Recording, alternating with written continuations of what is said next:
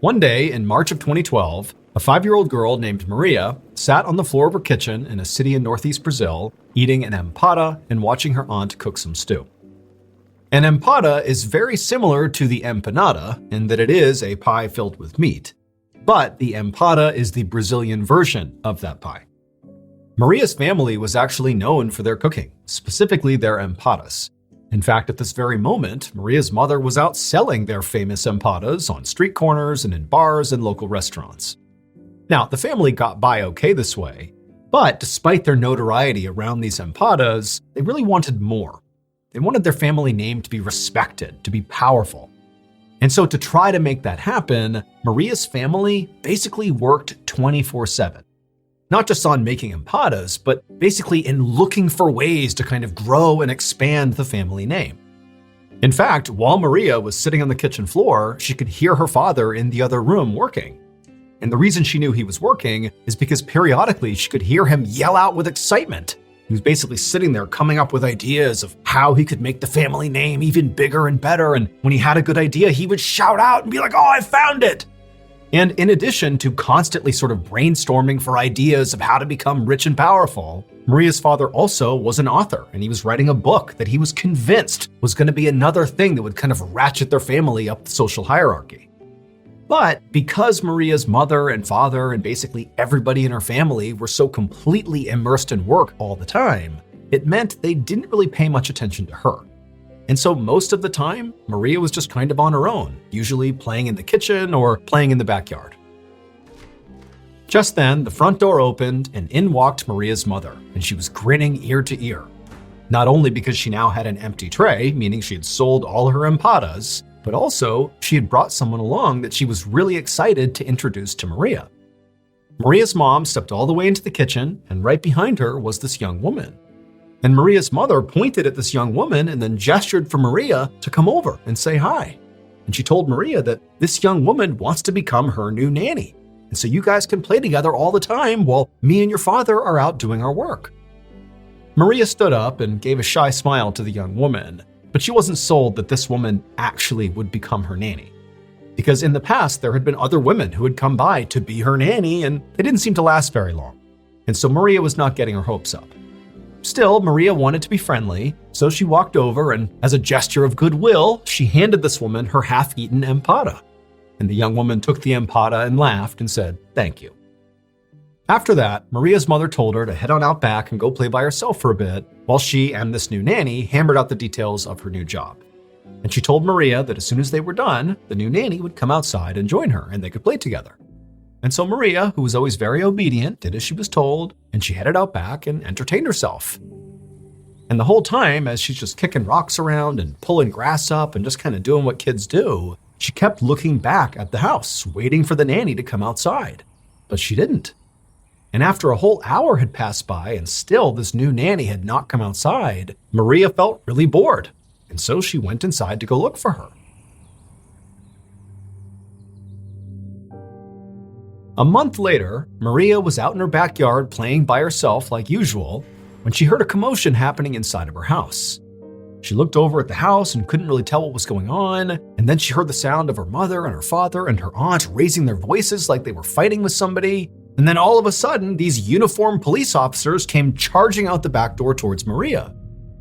One of the officers came right up to her and asked her what her name was, and Maria was so scared, remember she's 5 years old here, that she didn't even know what to say, so she just stood there staring, being totally terrified. She had no idea what was going on.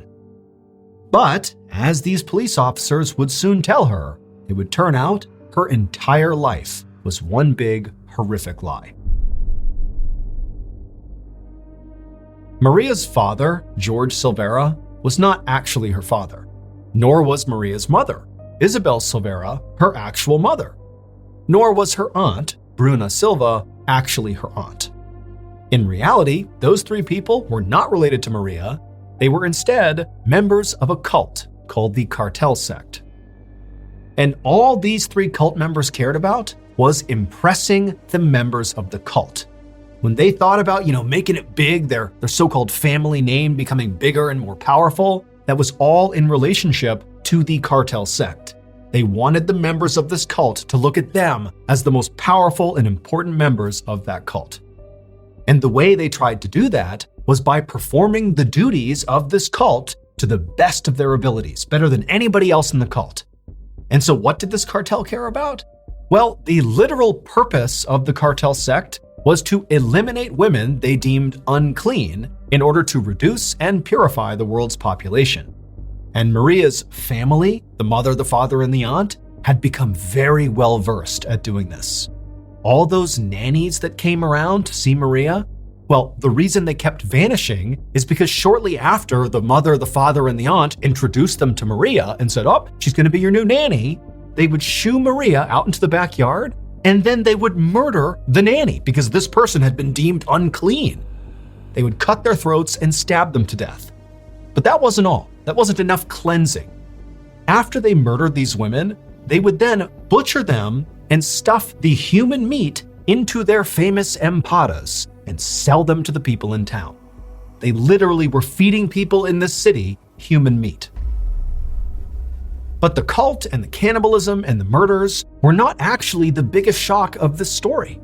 The biggest shock of the story is actually the real identity of little 5-year-old Maria. She was actually the daughter of the very first victim of the cartel sect. The mother, along with Maria 3.5 years earlier, when Maria was just 1.5 years, they had been lured to this very house where her mother was murdered right in front of Maria. And then after her mother was killed, they cooked her mother and fed pieces of the mother to Maria. And ever since, they had just kept Maria and treated her like she was a member of the family, basically turning her into an unwitting cannibal. The existence of the cult and their hideous murders were ultimately discovered after they used one of the credit cards of their victims sometime in the spring of 2012. That's when all the cops rushed into the backyard and confronted Maria. George, Isabel, and Bruna, Maria's fake family, were convicted of 3 murders, including the murder of Maria's real mother, and they are currently serving what amounts to life sentences in Brazil. Police believe the actual number of women that they murdered is as many as 8. As for Maria, according to recent news articles, she was reunited with distant family. Maria is not her real name. That is a pseudonym to protect her identity.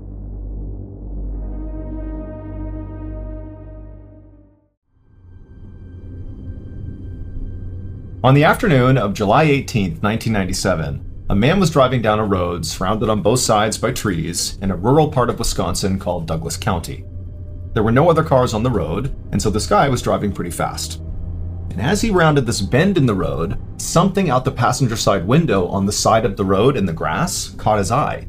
He couldn't tell what it was, but it was a pretty big object, and after he drove right past it, he just couldn't stop thinking about it. Like, whatever it was, it just seemed out of place. And so for whatever reason, this man felt compelled to actually stop and go see what it was. And so he slowed down and parked on the shoulder, he got out, and began walking along the road back in the direction of this object. And as he got closer, he began to see this object again in the shoulder of the road, and it was sort of obscured by grass and other things, so he couldn't see what it was. But as he got closer, he saw the object was pretty big, and it was all white. And as he took a few more steps and got within maybe 20 or 30 feet, he finally got a better look at this object, and he just froze. Because the object was a man wearing all white, a white suit, a white belt, white shoes, all white, and he was laying on the side of the road, just totally motionless. And for a second, the driver thought, maybe this guy is sleeping, but after taking only a few more steps and getting a totally unobstructed view at this guy, he saw there was a gaping hole in this man's chest. He was obviously dead. And so the driver turned around, ran back to his car, sped to the nearest house, and called 911. The next morning, a Douglas County detective named Stephen Long was sitting at his desk looking at the photos of the dead man in white. This murder case was less than 24 hours old, but already this was one of the weirder cases that this detective had ever been assigned to. The victim had pretty much immediately been identified because he was carrying on his person his wallet, and in his wallet was his driver's license, and so they knew who he was. But the man in white's identity actually made the whole case more confusing, not less. The dead man was a 45-year-old millionaire named Mark Foster, Mark lived 3 hours away in Minneapolis, Minnesota, and had no discernible ties to Douglas County. And so the detective was thinking, like, what is this rich guy doing here, dressed head to toe, all in white, getting murdered on the side of some local random back road? But things only got more confusing from there.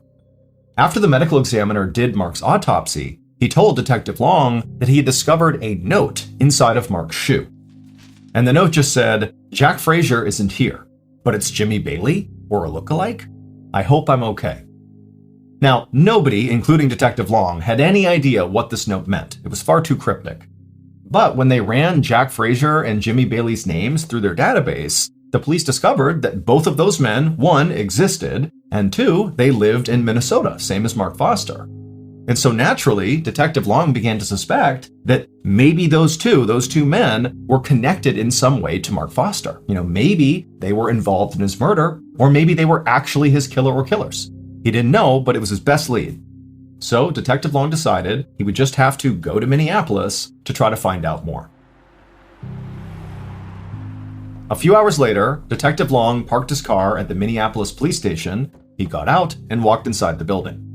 Waiting for him inside was the local detective who Mark had already spoken to.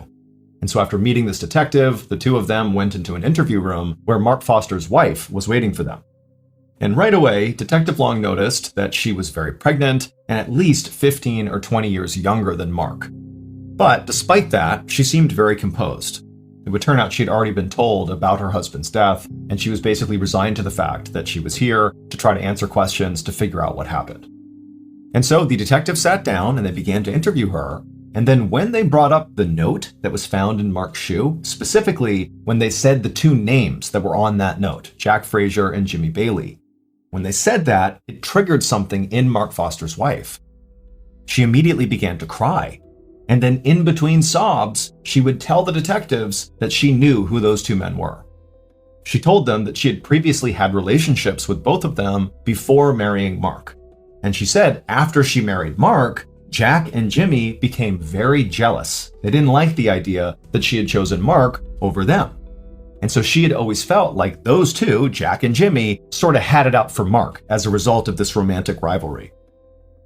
After the interview with Mark's wife ended, Detective Long began to think that, despite this case appearing on the surface to be very odd and confusing, that perhaps in reality, it was quite simple. Maybe Jimmy and Jack were so jealous of Mark that they killed Mark. Based on what Mark's wife had just told them in the interview about them being romantic rivals of Mark, and also the fact that that note was in Mark's shoe and named those two men, it certainly seemed very possible. But over the next couple of days that Detective Long began digging into this theory, that theory fell apart. Because it would turn out Jack Frazier and Jimmy Bailey had absolutely airtight alibis. They simply couldn't have been the killers. Now, Detective Long was obviously frustrated. He felt like he really had it here, but he was not deterred. He decided his next move would be to try to better understand his victim. To this point, he had already interviewed a lot of Mark's friends and family, but something he had not done yet was simply go to Mark's house and have a look around. So Detective Long got a search warrant, and on July 29th, roughly a week after Mark was killed, Detective Long, along with another detective, pulled up in front of Mark Foster's large 2-story home in the middle of a quiet suburban neighborhood. Now, from the outside, the home looked totally ordinary relative to its neighbors. But once they got inside the house, it was anything but. The detectives made their way up to the front door and knocked, and a few seconds later, Mark Foster's wife opened up the door and let them inside. And right away, Detective Long is looking around, and he's seeing all over the walls on the first floor of the house are these graphic pictures and paintings of naked people. And then in addition to that, on some of the coffee tables and various surfaces on the first floor, right when you walk in, are all these pornographic magazines and books everywhere. And Mark's wife didn't acknowledge any of it. She acted like it was completely normal to have all this stuff right in the front part of your house. And so the two detectives are looking at each other as, Mark's wife is leading them on this tour through the first floor. And at some point, Detective Long just said, "Hey, Mrs. Foster, why don't you have a seat on the couch and you just let us take a look around your house on our own?"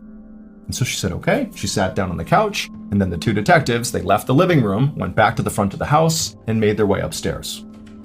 And once they got upstairs, they found the master suite, and there was all this bondage gear inside. There were leather straps attached to the bedposts, there was whips and handcuffs, there was also additional pornographic material in there. But, considering what the detectives had seen downstairs, this sort of felt on par for this house. And so after searching the other bedrooms and other rooms on the second floor and finding more pornographic material basically everywhere, the detectives found their way back to the hallway in the second floor, and they noticed there was a rope hanging down from the ceiling, and it was attached to the pull door that led to the attic.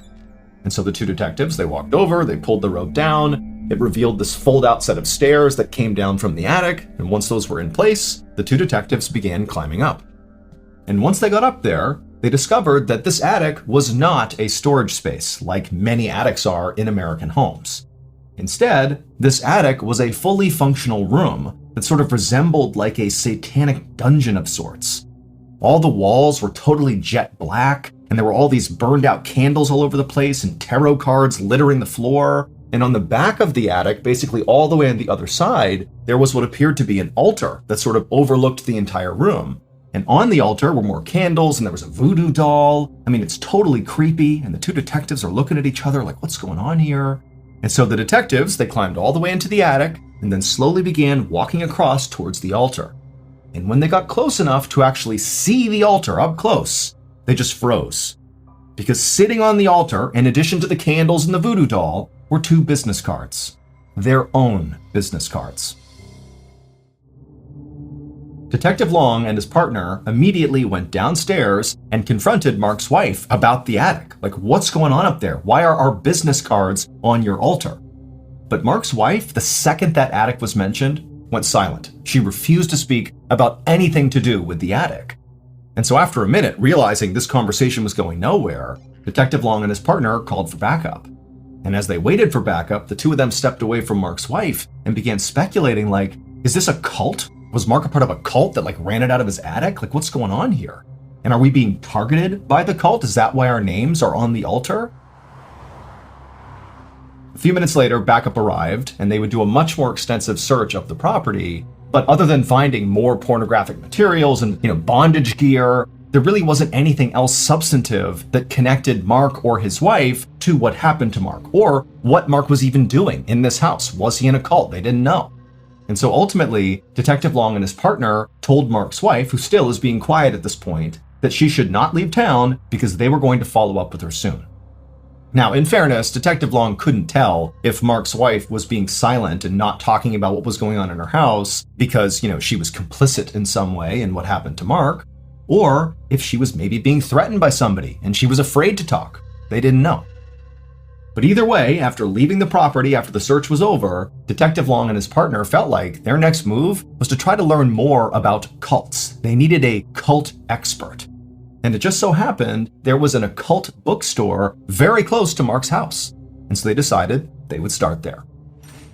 And right away, their decision to go to that bookstore paid dividends, but not how the detectives expected. It would turn out the owner of that bookstore was indeed a cult expert.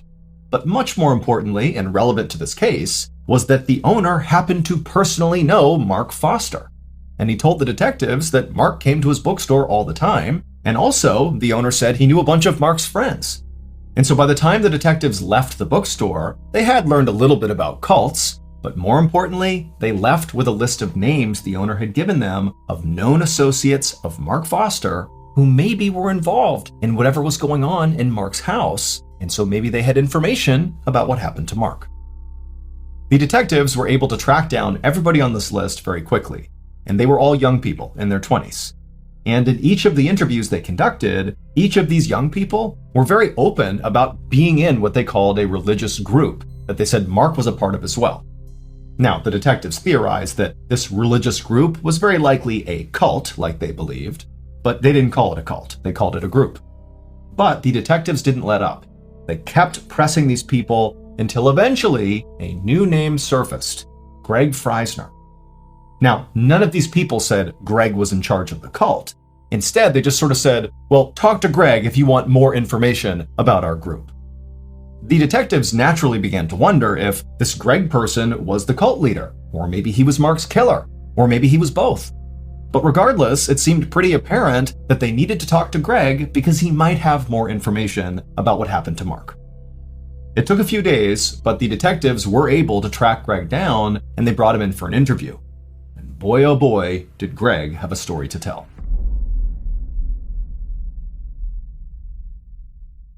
Based on what Greg told the detectives, here is what happened to Mark on the day that he died, on July 18th, 1997.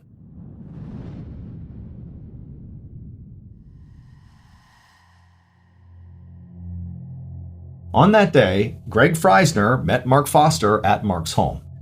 And when Mark came outside, he was dressed head to toe in white, something he would do for special ceremonies. And so Mark, he came down the steps, didn't say a word to Greg. They went to Greg's car. Greg hopped in the driver's seat, and Mark climbed into the back seat. And before long, they took off and began driving northeast. And for hours, these two just drove in total silence. Mark just stared out the window, and Greg focused on driving. The only thing that happened during this multi-hour-long drive was at some point Mark pulled out a piece of paper from his coat pocket, and he wrote something on it, and then after staring at it, he kind of smiled and tucked it into his shoe. And then a little bit later, Greg pulled over on the side of the road in Douglas County, Wisconsin, on this random backcountry road. And as soon as they pulled over, again without saying anything, Greg and Mark got out of the car, and they went around to the back of the car where the trunk was. And the two men are kind of stretching, it's been a long drive, taking in the scenery, and then before long, Greg pops open the trunk. And in the trunk is a rifle. Neither men have any strong reaction to this. Greg just reaches down, pulls the rifle out, and Mark, calm as can be, just begins walking over to the side of the road, to the shoulder. And then once he got to the shoulder, Greg came over and stood right in front of him and just looked intently into Mark's eyes, looking for the signal. And at some point, after Mark kind of composed himself, he nodded at Greg. At which point Greg raised that rifle, placed the barrel directly on Mark's chest, and fired. Mark crumpled to the ground, and he laid there for a second just moaning horribly, and Greg just stood over him watching until finally Mark went silent and died, at which point Greg casually went back to his car, got inside, and drove home. The only time he stopped was to throw his rifle into a nearby river. But once Greg got home, he was overjoyed because he knew the sacred ritual he had just carried out with Mark had been a total success. It had gone exactly to plan. It would turn out Mark Foster was absolutely a member of that religious group, the cult, if you will. Except he was not just a member. He was the cult's leader. And Mark is the one who orchestrated his own death. However, Mark did not view his death as him actually dying. Quite the opposite. We celebrate life as we celebrate death. Death is nothing to be afraid of. Death is a great crossroads, a change in attitude, a change in longitude, a change in the way that we perceive our spirit. When we reach that portal, they'll ring some golden bells. He believed that what he and Greg, his most devout follower, were going to do, this sacred ritual, was after Greg fires the shot into his chest and ends this body's life, that his soul, his consciousness, and his power will be transferred into Greg. Basically, his soul will go into Greg. And Mark believed once this transfer happened, that basically he would be immortal, that his soul would never die. It would stay in Greg and then maybe at some point get transferred to somebody else, but basically he would be here forever. The bizarre note that was found in Mark's shoe, the note that he wrote and stuffed in there, that note was designed to throw police off the trail. He knew that he was having Greg murder him, again for this ritual, but he wanted to make sure Greg didn't get caught. And so he wrote on the note very specifically Jack Frazier and Jimmy Bailey. Those two people he hated. He hated that they had been in past relationships with his wife, and they hated him, and so he figured if he was going to create a scapegoat for his murder, who better than his romantic rivals? They had nothing to do with it. He just named them in that cryptic note to get them in trouble. As for all the pornography and bondage gear that was found inside of Mark's home, well, that all played a role in Mark's cult as well. He was a firm believer that the more sex he had with his followers, often multiple followers at the same time, the more powerful he would become. As for the detective's business cards found on the altar up in the attic, those were very likely placed there by followers of Mark, so members of the cult, in an effort to potentially, thwart their efforts to solve the case. They might have believed that by placing those on there and performing various rituals, that somehow would prevent them from solving the case. We don't know for sure. That's the theory around why they were there, but obviously that didn't work. Greg Freisner would ultimately be found guilty for playing a role in Mark's death. He obviously was the triggerman, and so he was sentenced to 10 years in prison.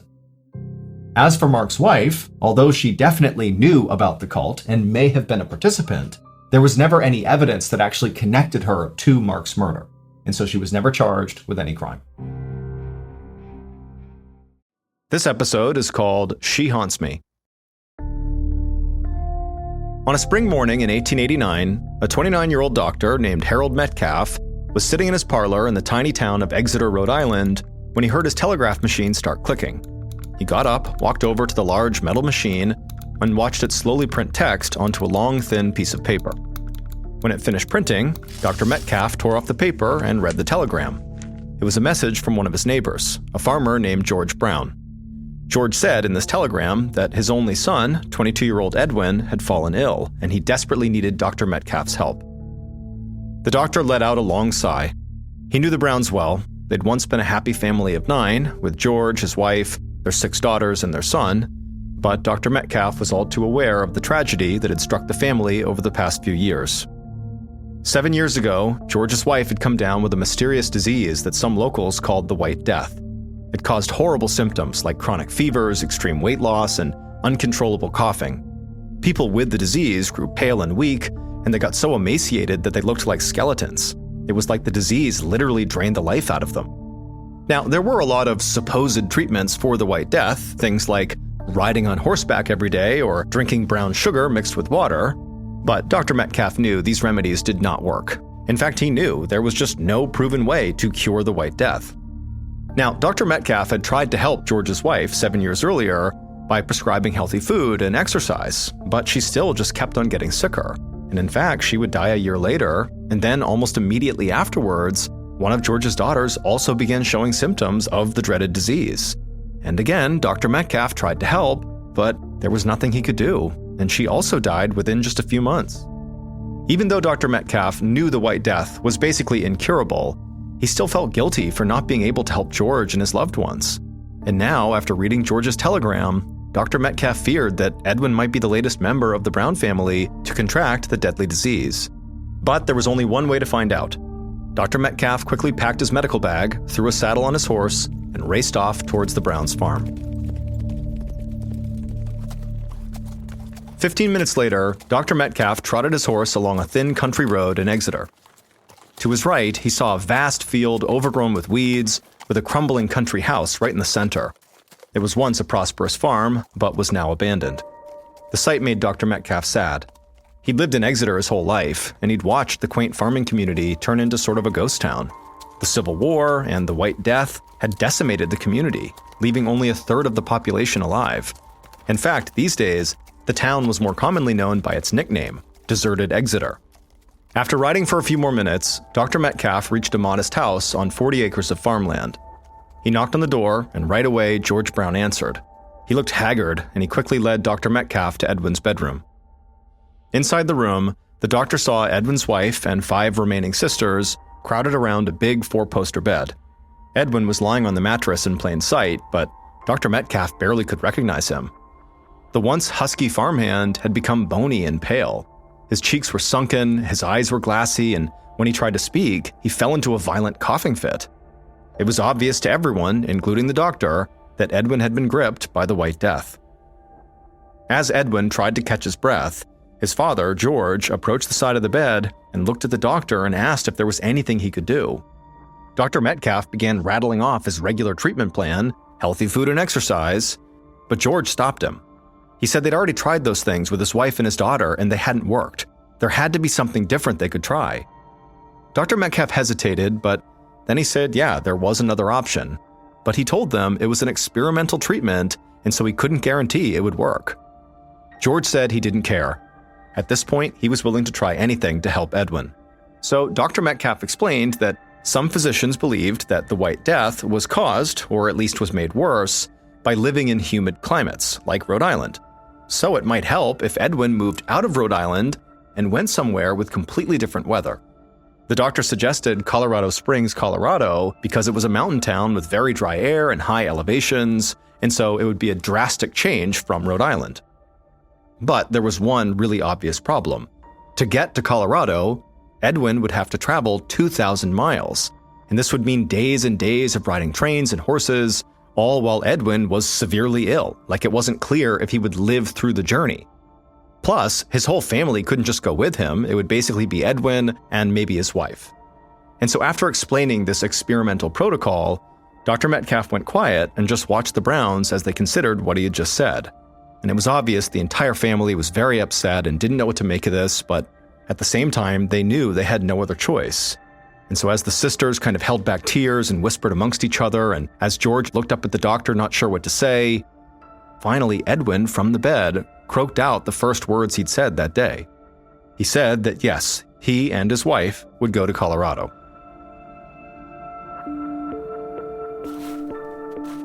Three years later, in January of 1892, Edwin held his wife's hand as they walked through the snow in the Rocky Mountains.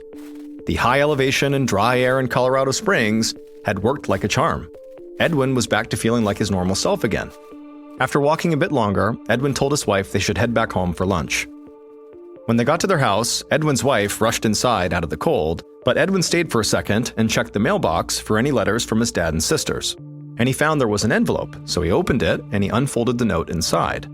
It was a handwritten letter from his father, and as Edwin scanned the paper, his face fell. The note said that one of Edwin's little sisters, 19-year-old Mercy, had unfortunately passed away. Edwin knew that Mercy had been sick. She'd contracted the White Death almost a year earlier. He had tried to convince her to move out to Colorado with him and his wife because he knew that would cure this, but Mercy said she didn't think she could make the long journey, and she didn't want to leave behind her sisters, and so she had stayed. But now, Mercy was gone, and so Edwin knew he would need to head back to Rhode Island and be there to grieve with his family. A few weeks later, back in Rhode Island, Edwin and his father braced themselves against the harsh winter cold in Exeter, and together, they silently dug rocks out of the frozen ground.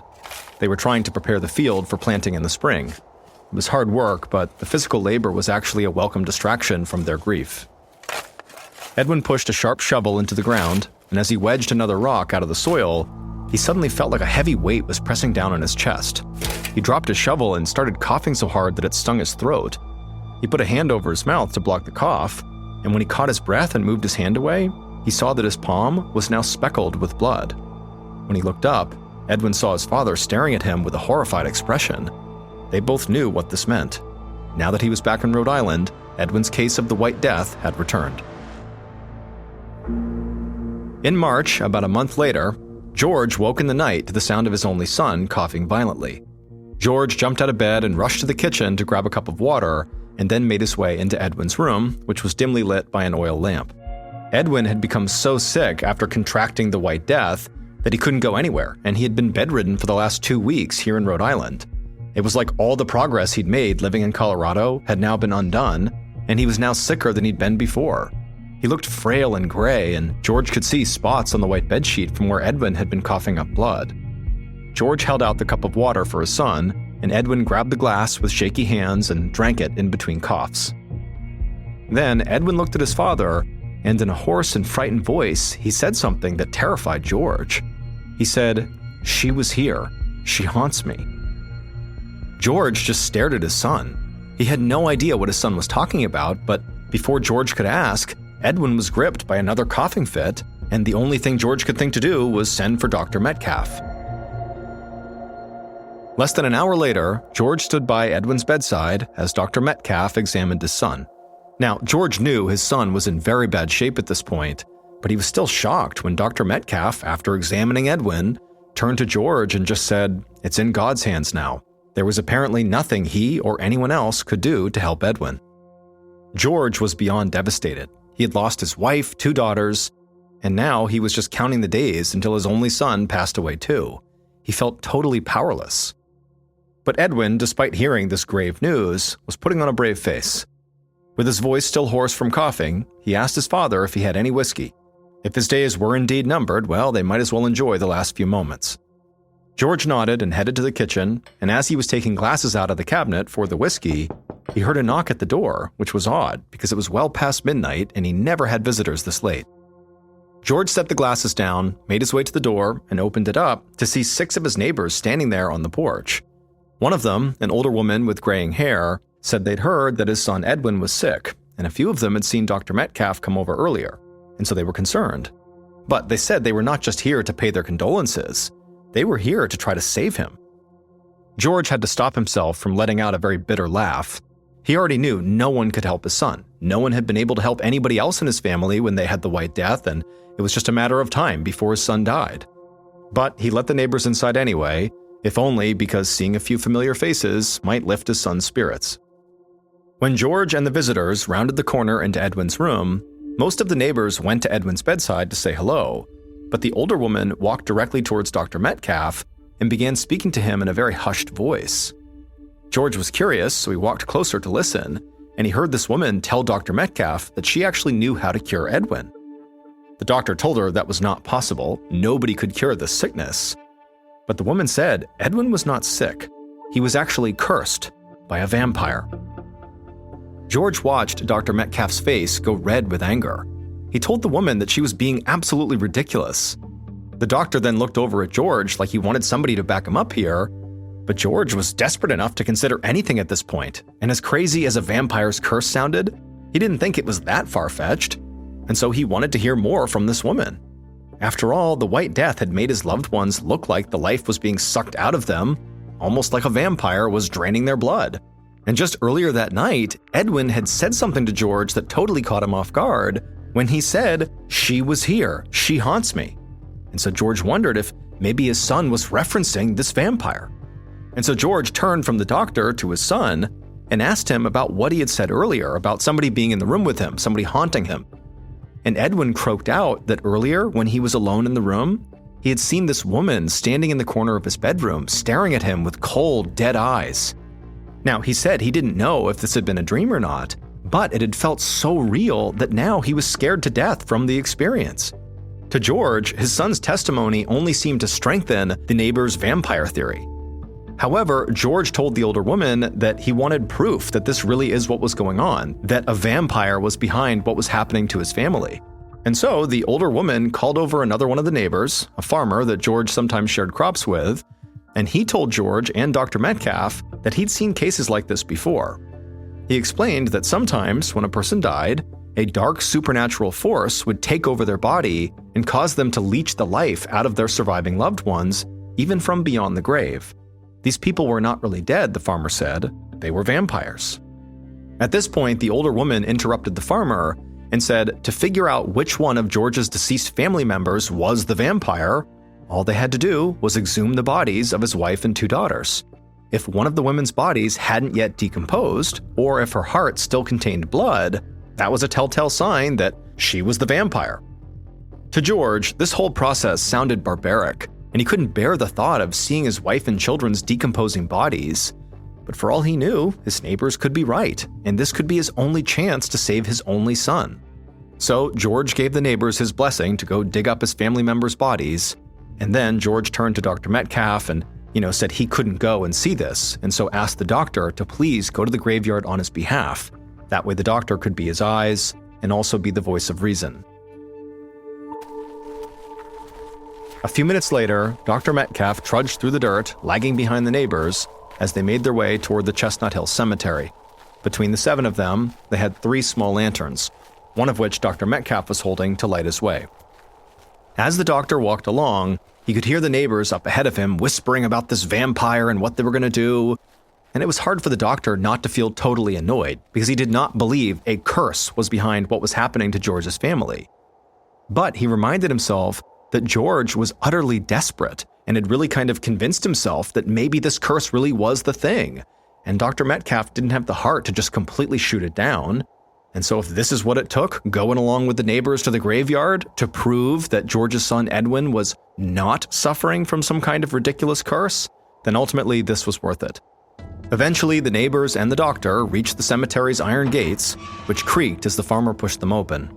To the right of the entrance, Dr. Metcalf could see a stone crypt, and next to it, he could see the Brown family's plot.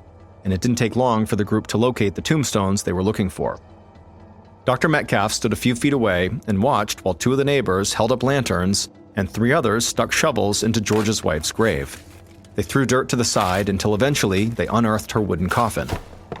The leader of the neighbors, the older woman who brought up the vampire curse, unlatched the casket, pulled it open, and revealed the dusty skeleton of George's late wife. She'd been dead for 9 years, and so her body had, like Dr. Metcalf had expected, totally decomposed. To the neighbors, though, this only meant that George's wife was not the vampire, but one of the 2 daughters was. So they reburied the wife and dug up George's first daughter, the one who had died just a few months after George's wife. And again, when they opened up the coffin, it was just full of bones, and so they reburied the daughter as well. And then finally, the neighbors exhumed Mercy, the second daughter, who had died just 8 weeks earlier. And what they found inside of her casket struck even Dr. Metcalf, the most skeptical person there, as absolutely inexplicable. Despite having been dead for 2 full months by this point, Mercy's body had not even begun to decompose. And to make things even stranger, Mercy's body was lying on its side, as if she had literally turned over in her grave after being buried. The gray-haired woman turned to Dr. Metcalf and pointed and said, "Look, there's your vampire." The doctor, who was admittedly kind of shaken up, still insisted there had to be some kind of rational medical explanation for this, but the neighbors wouldn't listen. They had already begun performing a ritual that they believed would kill the vampire, break the curse, and save Edwin's life. The neighbors gathered up twigs and arranged them on top of a nearby boulder. Then the farmer flicked a match and kindled the flame into a small bonfire. And then Dr. Metcalf watched in stunned silence as the older woman pulled something out of a bag that she'd carried into the cemetery.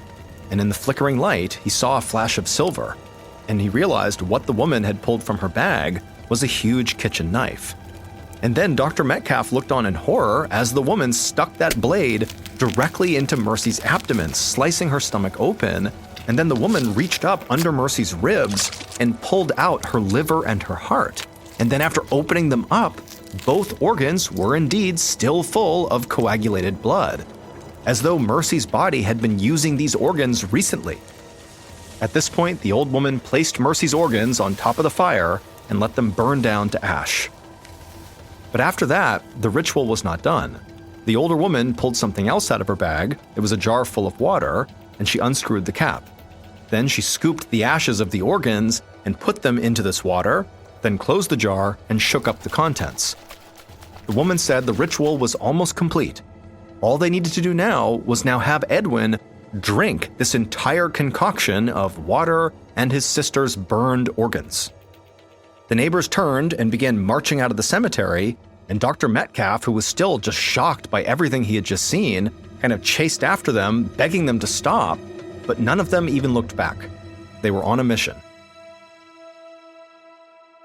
A little while later that evening, Edwin was propped up in bed, feeling lifeless and miserable, surrounded by his father, Dr. Metcalf, and the group of neighbors. Edwin held the jar of black liquid in his hands, but he hadn't drunk any of it yet. Instead, he listened as Dr. Metcalf and the older woman argued. Dr. Metcalf said that if Edwin drank that, it would only make him sicker. But the older woman insisted it was the only medicine that would cure him. Edwin looked to his father for some advice about what to do, but George told Edwin it was up to him. Staring at the watery ashes of his own sister's heart and liver, Edwin almost began to gag. He couldn't decide what to do. If he drank this vile liquid, he could die, but if he didn't drink it, he would still very likely die. So he ultimately decided he had nothing to lose. He unscrewed the jar's cap, brought the black water to his lips, and began to drink. But despite drinking his sister's burned liver and heart, 2 months after this ritual, Edwin still died of the White Death. The ritual had not worked. And after losing his only son, George Brown's life continued to get worse. Over the next 6 years, 3 more of his daughters would die of the White Death, leaving him with only one child, his daughter Hattie. George lived another 2 decades. However, his one remaining child, Hattie, would outlive George by about another 40 years. She would die in 1954, but she lived long enough to actually see a cure developed for the White Death. because it would turn out the White Death was not some curse caused by a vampire. It was actually a very common and very deadly infectious disease called tuberculosis, and by 1954, a vaccine had been developed. But back in the late 1800s, tuberculosis was a global epidemic. It was highly infectious, often spreading amongst families or other tight-knit social groups, and it accounted for 25% of all deaths in the northeastern United States, where the Brown family lived. But despite how common it was, tuberculosis was very poorly understood. There were many different types, and the symptoms could vary widely, so it wasn't always accurately diagnosed. And even when it was, there was no effective medications, so treatment was mostly guesswork. Although almost everyone in New England at the time knew someone who had died of tuberculosis, the Brown family had a uniquely horrible experience. They lived in an isolated, half-abandoned community where superstition reigned. So when they started coming down with the so-called White Death, which was a nickname for tuberculosis, their neighbors thought they'd become the victim of a vampire, and when they exhumed Mercy and found that her body had not decomposed, they took that as proof that she possessed supernatural powers and was behind the curse. But just like Dr. Metcalf suspected on the night where they exhumed her, there actually was a rational explanation for why Mercy's body had not decomposed.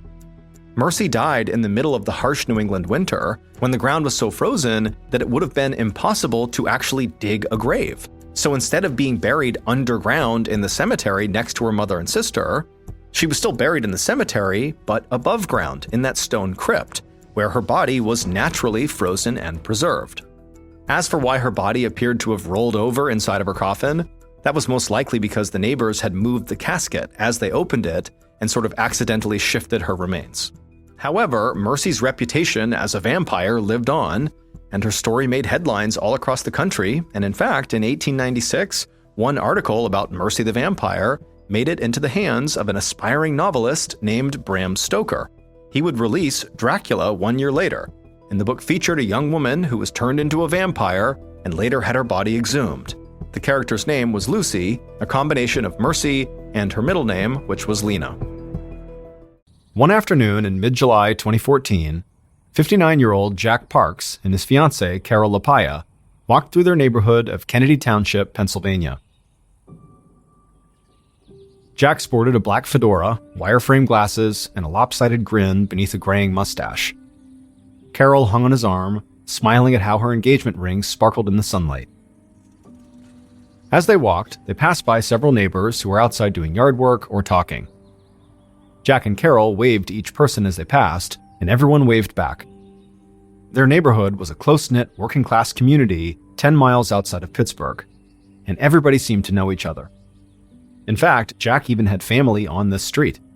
One of his nephews, Bradley Johnson, lived nearby. As Jack and Carol passed by Bradley's house, Jack slowed down, trying to see if Bradley was home. His nephew had mentioned wanting to talk to him in person about something serious and urgent, but Jack could see that the house was empty, so that conversation would have to wait. Which was fine, because today, Jack and Carol were on a mission. Inside of Carol's purse was a large stack of wedding invitations, and they were on their way to drop these invitations in the mail, which was huge for them, because their wedding had been an unusually long time coming. So Jack and Carol had met at a bar 25 years ago. They'd fallen for each other quickly, but Jack had dragged his feet on proposing. And then, when he had felt ready, Carol was swamped at work. Then Jack was busy. The timing was just always bad, and the longer they put marriage off, the less important it seemed. And anyways, they were in love and totally committed to each other. They didn't need a marriage license to prove that. But last February, Jack's mother had passed away. Her death had made him realize that he wasn't getting any younger, and he really wanted to marry the woman he'd loved for decades. So, a few months ago, he'd finally proposed. And ever since, their days had been consumed with wedding preparations. They had the venue, the dress, and the rings, and now it was finally time to send out the invitations. The couple came to the end of the block and stopped in front of the mailbox. Carol took the envelopes from her purse and then joked that this was their last chance to cross anyone off their invite list. Jack just laughed and said they were not cutting anyone.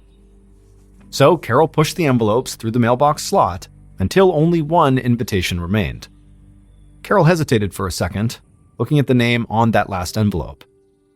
It was her nephew, a 22-year-old named Michael LaPaya. She and Jack had been angry at Michael this whole past year. Their broken relationship with him was a sore spot for both of them. So Jack and Carol did not have children of their own, but they'd always doted on their nieces and nephews. When the kids were younger, Jack and Carol would have them over for slumber parties where they'd stay up late watching movies and eating popcorn, and as the kids got older, they'd all stayed close, except for Michael. A few years back, Michael had started drifting away from Jack and Carol and the rest of the family, and getting into lots of trouble. He joined the army, but gotten dishonorably discharged for marijuana possession, and ever since, he'd suffered from PTSD and began experimenting with harder drugs. But that was actually not what caused the rift. Jack and Carol had supported Michael, even through his struggles, until one day the previous September. During a Labor Day party that Jack and Carol had hosted, guests had seen Michael go into the couple's bedroom. And when the party was over, Carol had discovered that her expensive jewelry was missing. Jack and Carol had confronted Michael, who denied taking anything, but they hadn't believed him. They told him he was no longer welcome in their home, and things had been extremely tense between them ever since. But now, Jack and Carol were ready to make amends by inviting Michael to their wedding. So, standing on the sidewalk, Carol took a deep breath and then dropped Michael's invitation into the mailbox. And suddenly, both Jack and Carol felt a whole lot lighter. The invitations were out, and good things were ahead. Jack and Carol turned away from the mailbox and began heading back home.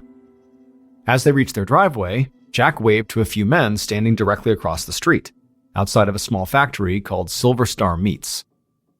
The workers were outside in their aprons smoking, and they waved back. Jack was about to go over and talk to them when he noticed Carol's irritated expression, and so he thought better of it. Jack liked the guys from the factory, but he knew they made Carol uncomfortable. She hated that they took their smoke breaks so close to their house, and she thought their blood-stained aprons were kind of unsettling. So Jack just turned away, and then he and Carol walked up their porch steps and into their house.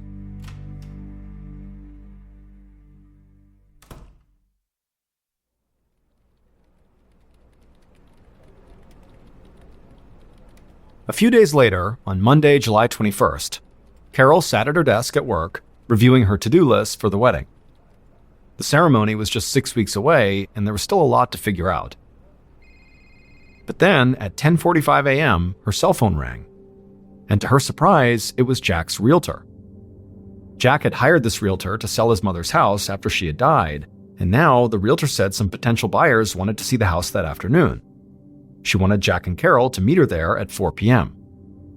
This was all good news, because Carol and Jack had been eager to sell that house as quickly as possible. But before hanging up, Carol asked why the realtor called her instead of calling Jack. The realtor said they did call Jack first. He just didn't answer. This seemed odd to Carol. As soon as she hung up, she tried Jack's cell phone, and it rang several times before going to voicemail. She left him a message, then hung up and called the house. And as it rang, she expected to hear Jack's voice any second, but again, the call went to voicemail. Carol just sat there, trying to ignore the sick feeling of dread in her stomach. Jack knew what a worrier she could be, so he always answered her calls. But she told herself that maybe he was in the shower, or maybe outside mowing the grass without his phone on him. He would probably call her back any minute. But the clock kept ticking, and by noon, Jack still had not called. And so Carol tried him again, but he still didn't answer. Frustrated, she dropped her phone back in her purse and just focused on her computer, trying to ignore her mounting anxiety. But by 2:30 p.m., when still Jack had not called, so now it's been 3.5 hours since that first missed call, Carol just couldn't take it anymore. So she left work and began heading straight home. 20 minutes later, Carol pulled up outside of her and Jack's house. And right away, she saw that the garage door was open and Jack's car was inside, which meant he had to be home. Carol felt relieved. She was sure Jack would explain why he had missed her calls, and better yet, they'd still be able to make their 4 p.m. appointment with their realtor. But as Carol got out of her car and started up the walkway, she saw something that made her stomach drop all over again. So Jack and Carol's front porch was enclosed by a gate, and both Jack and Carol always kept the gate closed because their dog was a runner, and they wanted to make sure he didn't get out. But now Carol saw the gate was wide open. Carol rushed through the gate to the front door and turned the knob. But even though the doorknob turned, meaning it was unlocked, the door didn't budge when she pushed on it. That's when Carol realized the deadbolt inside, which they never used, must be locked. And now her anxiety turned to actual fear. Between the deadbolt, the open gate, and Jack not answering his phone, she was certain something had to be wrong here. Carol's hands shook as she dug through her purse for the house key, then struggled to get it into the lock. Finally she did, the deadbolt turned, and the door swung open. Carol stepped inside with her heart pounding, but the house was silent and still. She took a few steps further in, and then her eyes suddenly fell on something under the coffee table inside of the living room. For a second, her brain couldn't even compute what she was looking at. But then, when it clicked, she let out a scream. Because underneath the coffee table was Jack. He was lying face down on the carpet with a pool of blood under his head. Carol rushed over to Jack and shook him, but he didn't move or make a sound. And so in a panic, she found her phone and dialed 911. When the dispatcher picked up, Carol shouted that there'd been some kind of horrible accident. Her fiancé must have fallen and hit his head on the coffee table. And she begged the dispatcher to please send help now. Moments later, police and first responders arrived, and they had to physically drag Carol away from Jack's side. Carol watched as they knelt beside her fiancé and checked for a pulse, but they didn't find one. Carol's world crumbled. She knew Jack was dead.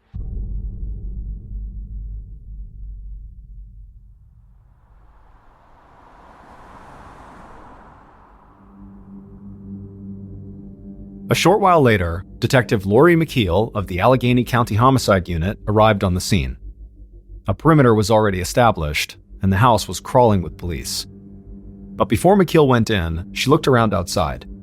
Neighbors were watching the activity from their front lawns, and McKeel noticed a specific group of people huddled together on the sidewalk, consoling a sobbing woman whose hands were covered in blood.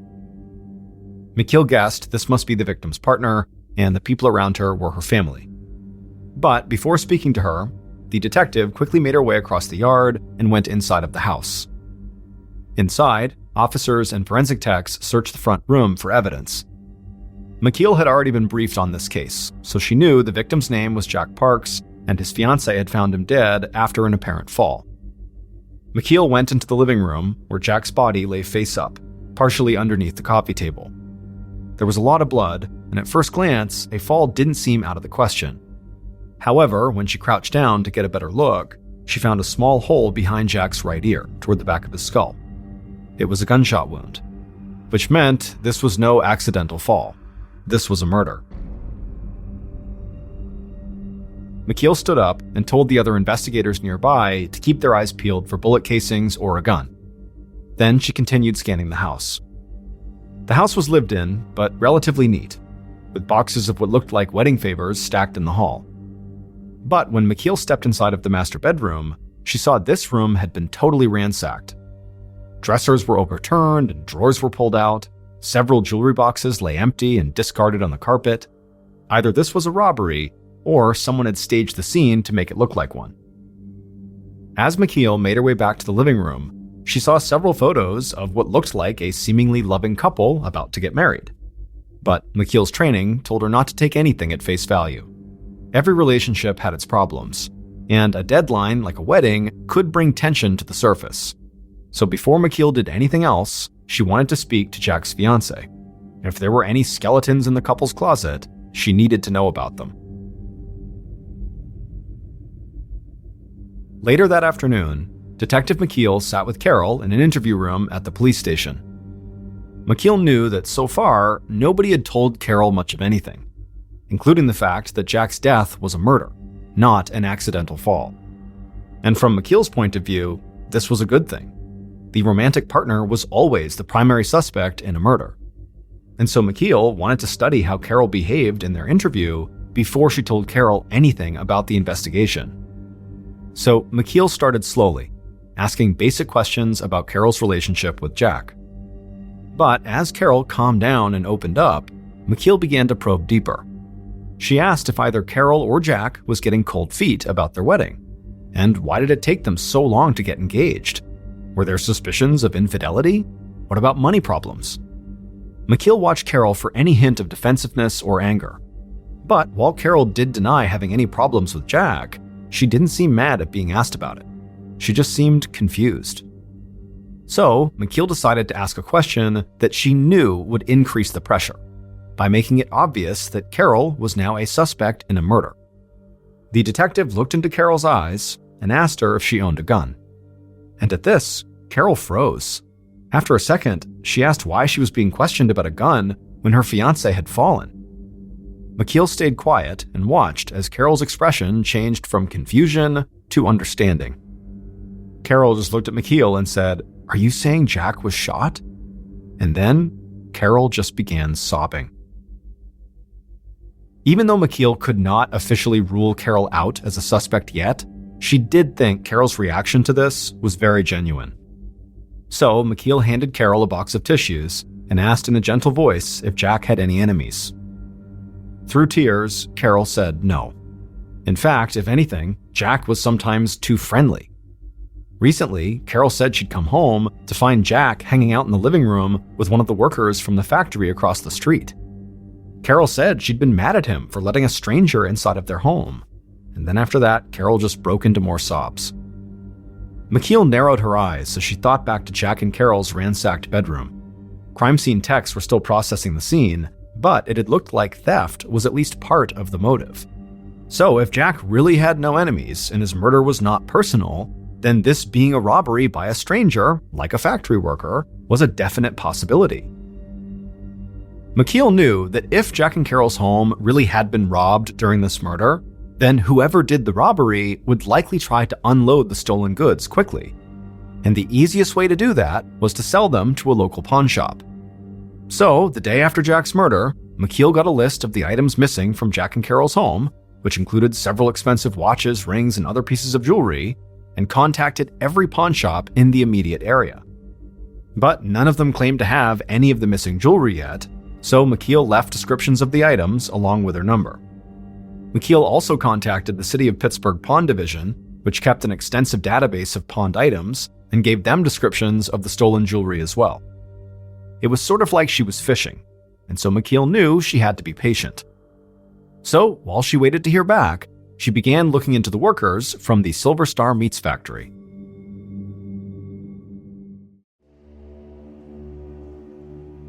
Within a few days of the murder, McKeel led a team of officers to that factory. And as soon as she stepped out of her car, she could see that anybody standing right outside of the factory would have a clear view of Jack and Carol's front door and garage.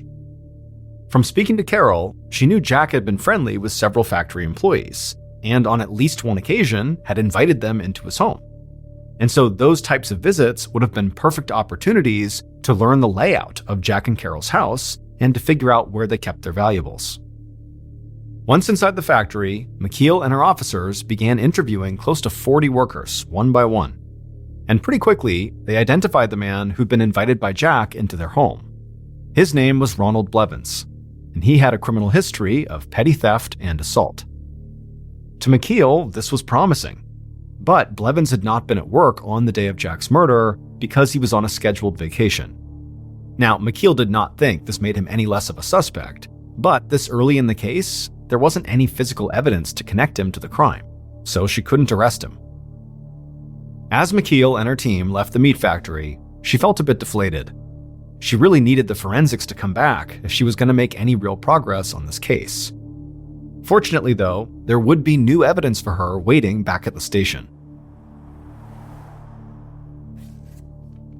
A copy of Jack's autopsy report was sitting on McKeel's desk. She opened it and began reading. And right away, she saw something important. Other than the gunshot wound, there were no bruises or scratches found anywhere on Jack's body. There was no sign of a struggle at all. And so McKeel knew this could mean that the killer broke into the house and then surprised Jack and shot him from behind, Or it could mean Jack knew his killer and had let this person inside of his house. McKeel kept on reading the report, and as she got towards the end of it, her eyes went wide. The coroner had made a major discovery. A bullet had been extracted from Jack's skull, and they determined it came from a .380 caliber handgun. This was extremely helpful. McKeel still did not have the actual murder weapon, but now she knew what kind of gun she was looking for. And so she wanted to find out if somebody close to Jack, someone let's say he would have welcomed into his home, owned a gun like that.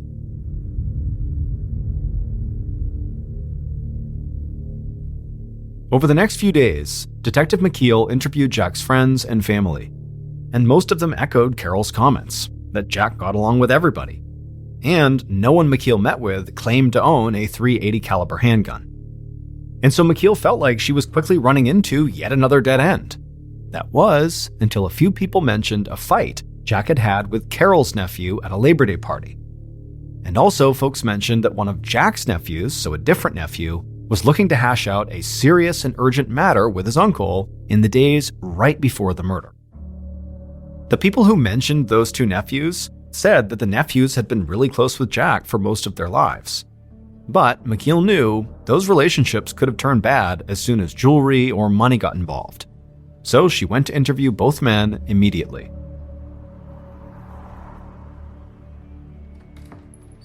The first house she went to belonged to Carol's nephew, Michael Lapaya, the Army veteran who Jack and Carol had accused of stealing at their Labor Day party. When she began questioning Michael, he didn't deny that he and his uncle had a falling out. But he also insisted Jack was wrong about him stealing. More importantly, though, Michael denied having anything to do with Jack's death. He said he'd been busy on the day of the murder, at a doctor's appointment to treat his PTSD, and then he had also gone shopping with his girlfriend. And he showed McKeel receipts to prove it. And also, Michael did admit that he had lots of guns, and he knew how to use them after his time in the military. However, the one gun he didn't own was a .380 caliber handgun. After the interview, McKeel contacted the Veterans Affairs Medical Center and confirmed that Michael attended his appointment on the day of the murder. She was also able to verify that charges had been made on his credit card in a different city around the time of Jack's death. All in all, Michael's alibi seemed solid.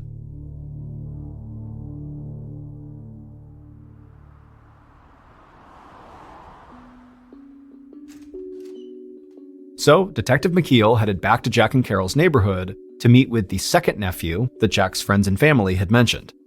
This was Jack's nephew, Bradley, the one who lived on the same street and had been apparently wanting to speak with Jack in person about something serious and urgent. Now, from what other people had already told her, McKeel knew Bradley was mad at Jack for selling his mother's house, because Bradley thought the property should stay in the family. She also knew Bradley and Carol didn't really get along. To McKeel, this sounded like a pretty deep-rooted dispute, and she expected Bradley to be cagey when they spoke about it. However, once they sat down at Bradley's kitchen table, what Bradley actually said blew McKeel away. Right off the bat, Bradley said that at 10:30 a.m. on July 21st, which was the day of the murder, he'd waited until Carol had left for work and then walked over to Jack's house to confront him. Bradley said once Jack let him inside, he'd immediately asked Jack to halt the sale of his grandmother's house. Bradley was struggling financially and wanted to move into his grandmother's house with his girlfriend to save money. Bradley said Jack seemed open to the idea, but he refused to make a decision right then because he wanted to speak to Carol first. And at that point, Bradley knew he was not going to get the house, because he knew Carol would not like the idea and she would convince Jack to keep trying to sell the house. So Bradley told McKeel he'd just given up and left Jack's house sometime around 11:15 a.m., a little more than 3 hours before Carol would arrive home and find Jack dead. As Bradley finished up the story, McKeel was stunned silent. Bradley had just openly confessed to being inside of Jack's home, alone with him, on the day Jack died. And also, Bradley admitted that he had been there arguing over a property worth hundreds of thousands of dollars. But, amazingly, Bradley still wasn't done with his story. Just as McKeel was about to leave, he casually revealed one more fact. He told her that he did in fact own a .380 caliber handgun. McKeel confiscated Bradley's gun, then raced back to the station to have it analyzed by the ballistics lab to see if it was the murder weapon. It would take a while for the results to come in, but McKeel barely had to wait before she got another huge break in the case. That day, a member of McKeel's team told her he'd finally received a call back from a pawn shop owner in a nearby town. According to that owner, a young couple had come into their shop on July 21st, the day of Jack's murder. And this couple had wanted to sell a bunch of jewelry, including gold chains and rings.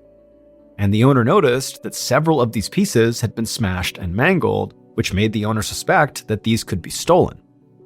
And so as a result, he had not purchased these pieces of jewelry, but he'd convinced the couple to let him take a few photos of the jewelry, and then after the couple left, he contacted the police in the area. And it had taken 3 days for those police to connect the incident to Jack's case and then get in touch with McKeel's team. But as soon as McKeel got this news, she went straight to the pawn shop to review the photos of the potentially stolen items. And when she saw these photos, there was no doubt that was Jack's jewelry. Now, this pawn shop did not have a security camera, so there was no footage of the couple who tried to sell Jack's stuff. But McKeel showed the pawn shop owner some photos of local criminals along with dozens of people of interest in Jack's murder case, which included Jack's nephew Bradley. And as these pictures were being shown, the owner suddenly stopped McKeel and pointed out one person in particular and said, "Yep, that's the man I saw." And to McKeel's surprise, it was not Bradley. The man the pawn shop owner picked out was named Brian Gibbons. He had a record of theft, and the police knew of him, but they hadn't remotely considered him as a suspect in Jack's murder because Brian had no known connections to Jack. But now, armed with this new information, McKeel left the pawn shop and headed to Brian's house. And as soon as Brian saw her, McKeel could tell she'd taken him by surprise. Brian denied having any knowledge of the murder, but when McKeel looked in his bedroom, it was absolutely littered with purses and jewelry. None of the items belonged to Jack or Carol, but a lot of the stuff had been reported stolen. This meant McKeel could charge Brian and hold him in custody while she looked for a connection to Jack's case. And so that's what McKeel did. She arrested Brian for theft. However, she still wasn't totally sure if he'd actually played a role in Jack's murder. McKeel had basically convinced herself that Jack's nephew, Bradley, was the killer. But now, Brian had come out of left field, and he seemed like an equally strong suspect. And so McKeel wondered if maybe these two men had worked together, with Bradley actually committing the crime and then passing off the jewelry to Brian to sell. But McKeel had no evidence that these two men even knew each other. And until the ballistics results came back, she didn't even know if Bradley's gun was the murder weapon. It was like suddenly McKeel had gone from having a case full of dead ends to having a case with too many good suspects. It would take another week before the final piece of evidence fell into place. On August 4th, 2 weeks after Jack's death, McKeel got a call about a second pawn shop, where a young man had stopped in the day after the murder trying to sell a bunch of damaged jewelry. Unlike at the first pawn shop, the employee at this one had not realized the jewelry was stolen, so he had bought it. Police had already examined the jewelry and confirmed it belonged to Jack. But the most important thing about this pawn shop was that it did have a security camera. And when McKeel watched that footage, she knew who killed Jack. That morning, the killer woke up in agony. They lay in bed for several minutes, drenched in sweat. Their cramps were getting worse. And beneath the pain, a horrible, clawing hunger was growing, demanding to be fed. From the next room, their partner shouted that they were heading off to work. At this, the killer scrambled up, yelling for their partner to wait.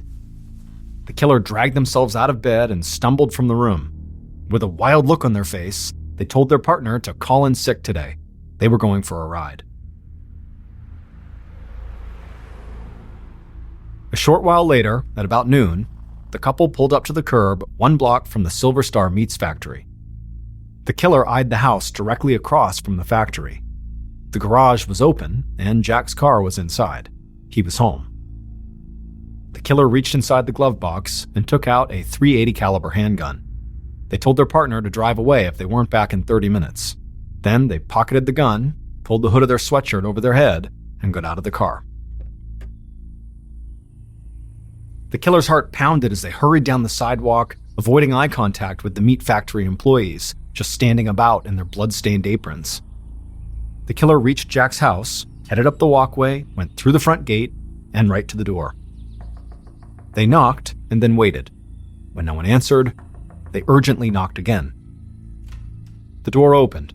Jack looked out and quickly waved the killer inside. Jack turned away from the door and asked the killer if he could get them something to drink. But the killer didn't answer. Instead, they followed Jack through the doorway and into the front room, and there, they stopped, drew the gun from their pocket, raised the barrel just inches from Jack's right ear, and fired. The bullet struck Jack in the back of the head. He fell, dead before he even touched the ground. And immediately, the killer bolted upstairs to the master bedroom, where they tore through the dresser, ripping out drawers and dumping the contents all over the floor. It didn't take long to find what they were looking for.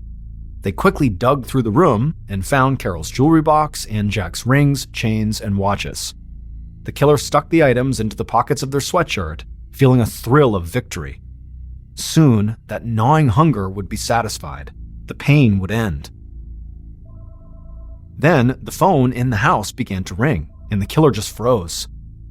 The killer listened as the call went to voicemail. Carol's voice echoed from the machine, asking why Jack wasn't picking up his cell phone, telling him that somebody was interested in buying his mother's house, and they needed to get there by 4 p.m. to open it up. Then Carol said she loved him and hung up. As soon as the voicemail ended, the killer rushed back downstairs to the front door. They grabbed the key off an end table to lock the deadbolt, but then something caught their eye. And once again, they froze. The killer saw Jack's feet jutting out from behind the coffee table. Beyond that, the killer saw the whole living room. It was a place with a lot of happy memories, where they, the killer, had spent countless slumber parties eating popcorn and watching movies with their cousins. A lump began to form in the killer's throat as they looked at a particular photo on the wall. Their 10-year-old self was smiling right back at them.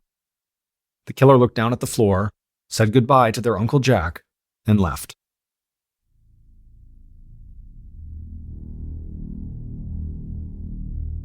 Jack's nephew, Bradley Johnson, had been high on Detective McKeel's suspect list.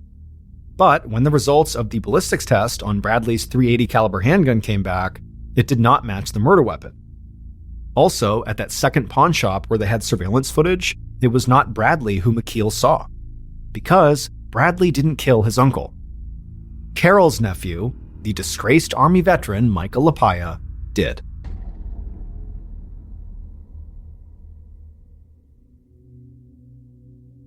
It would turn out Michael had been really struggling since his dishonorable discharge from the Army, even worse than some of his family knew. He'd started using heroin and begun stealing to support the habit. And as his addiction worsened, Michael became increasingly desperate for cash.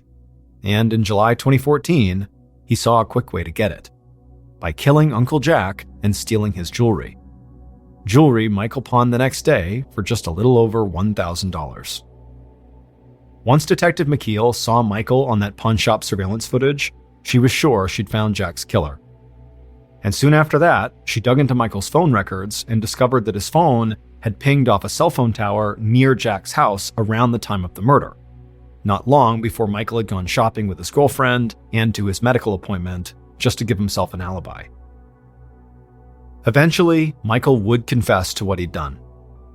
Michael was convicted of first-degree murder and received a life sentence without the possibility of parole.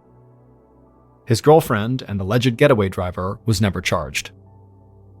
As for Brian Gibbons, the jewelry thief who Detective McKeel thought could be connected to this case, he was ultimately cleared of any involvement. The pawnshop owner who identified him had simply made a mistake. On the night of April 7, 2014, 32-year-old Robin Spielbauer tucked her 10-year-old daughter into bed in their house in Amarillo, Texas. Robin told her daughter that she loved her, said goodnight, and then walked out of the room.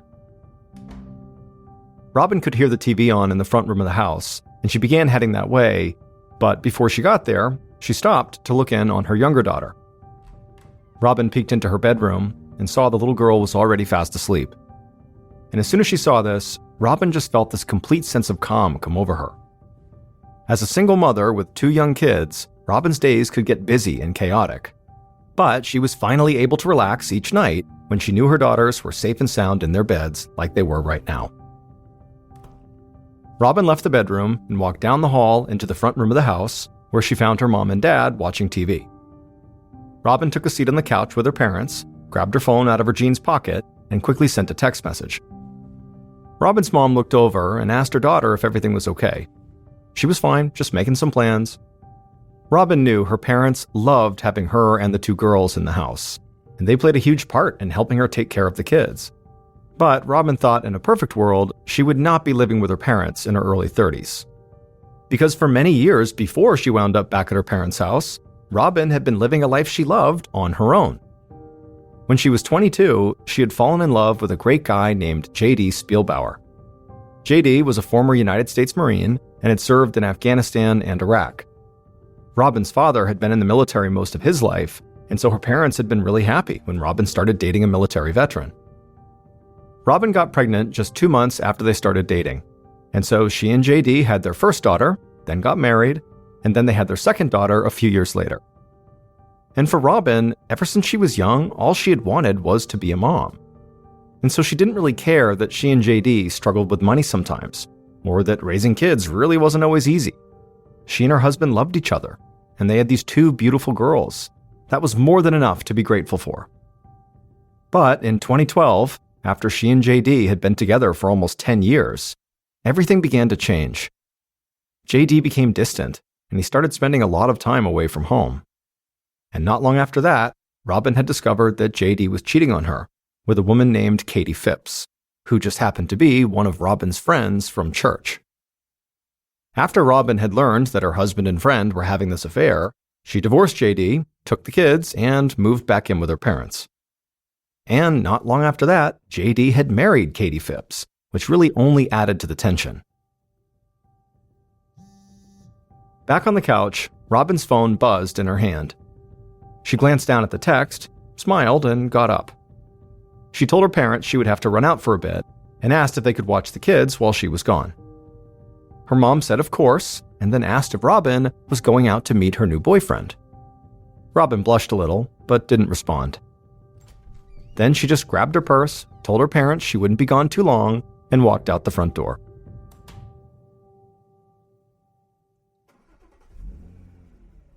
A few minutes later, at about 9:30 p.m., Robin drove her black Chevy Tahoe out of town and turned onto Helium Road, which was a long, winding dirt road surrounded by farmland on both sides.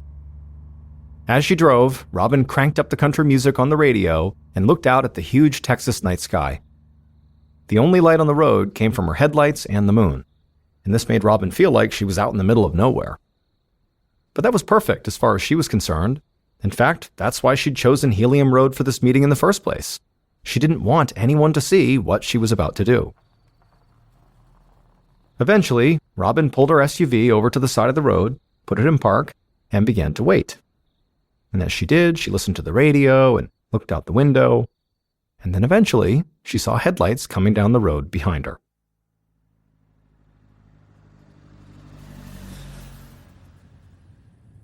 The following day, at noon, almost 15 hours after Robin had left her house, a middle-aged man drove his truck down Helium Road. The sun was bright, and it was about 65 degrees Fahrenheit. It looked and felt like a perfect spring day. As the man was driving, he spotted something in the distance, so he slowed down and squinted. And he was surprised by what he saw. 3 young girls were running down the road right towards him, and they were screaming. This part of Helium Road was usually pretty deserted, and it wasn't really a place where kids played. So the man immediately hit his brakes, put his truck in park, and stepped outside to see what was going on. He walked over to the girls and asked if they were okay. And without breaking their stride, all 3 girls pointed behind them and started yelling, "She's dead! She's dead!" The man looked where the girls were pointing, and he saw there was a black SUV parked on the side of the road. He told the girls to stay where they were, and then he ran over to the SUV. And when he got there, at first glance, it just looked like somebody had abandoned the vehicle.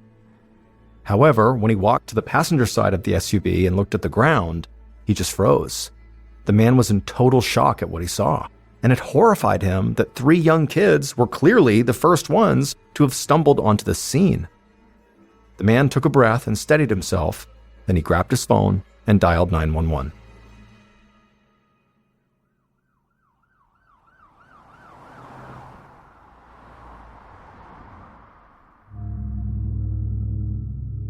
A little later that afternoon, Sergeant Alan Mongold of the Randall County Sheriff's Department sped down Helium Road.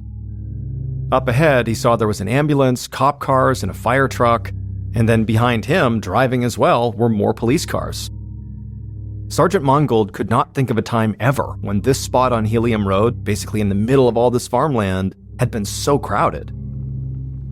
He eventually pulled over and parked his car not far from a black SUV and got out. And immediately, an officer ran over to meet him and said he'd taken statements from the 3 young girls and the man who had been there when he arrived, but he'd arranged for the girls to be taken home and he'd sent that man on his way. Mongold said that was fine, he would follow up with them if he needed to. And then he and the other officer walked around to the passenger side of this black SUV, and they joined a group of paramedics who were already standing there. But as soon as Mongold looked at the ground just outside the car, it was clear the paramedics could not do anything. Because lying there on the ground was a woman's body. And based on all the bugs crawling on her, Mongold knew she must have been dead for at least several hours. Mongold put on his gloves and crouched down next to the body. The woman was on her back, and immediately Mongold saw a deep dark bruise on the left side of her head. And at first glance, this bruise did not appear to be something she got just from falling down or something. It looked like something had been smashed into the side of her head, like a heavy object. And so at this point, Mongold felt confident he was very likely dealing with a murder. He reached into the woman's pockets, but found they were empty. So he told one of the officers on hand to run the plates of the SUV. And then he and the others started to do a sweep of the area. Within minutes, Mongold saw the officer who had just run the plates waving him over. Mongold joined him, and the officer said that the SUV was registered to a woman whose name was Robin Spielbauer, and the image of Robin Spielbauer that popped up matched the victim. Pretty soon, members of the county's forensics team arrived, and Sergeant Mongold searched the area around Robin's body and her SUV again. And this time, a forensic tech saw something that seemed really strange. The back windshield of Robin's SUV had a small crack in it, and embedded in the crack were tiny pieces of hot pink plastic. Now, neither the forensics tech nor Sergeant Mongold had any idea what this pink plastic was from. But the tech said hopefully that would become clear after they ran some tests. The investigative team spent hours searching up and down Helium Road, hoping to find a potential murder weapon or maybe Robin's cell phone. But other than those pink plastic flecks on the SUV windshield, there really wasn't much to go on. Mongold considered the possibility that this could have been a robbery gone wrong, that someone had gotten Robin to stop her car, attacked her, and had stolen her purse and her phone. But the idea that a carjacker would choose this road to try to rob someone where there wasn't a whole lot of traffic just didn't make a lot of sense to him. And so Mongold couldn't help but think that maybe Robin's killer was someone she knew.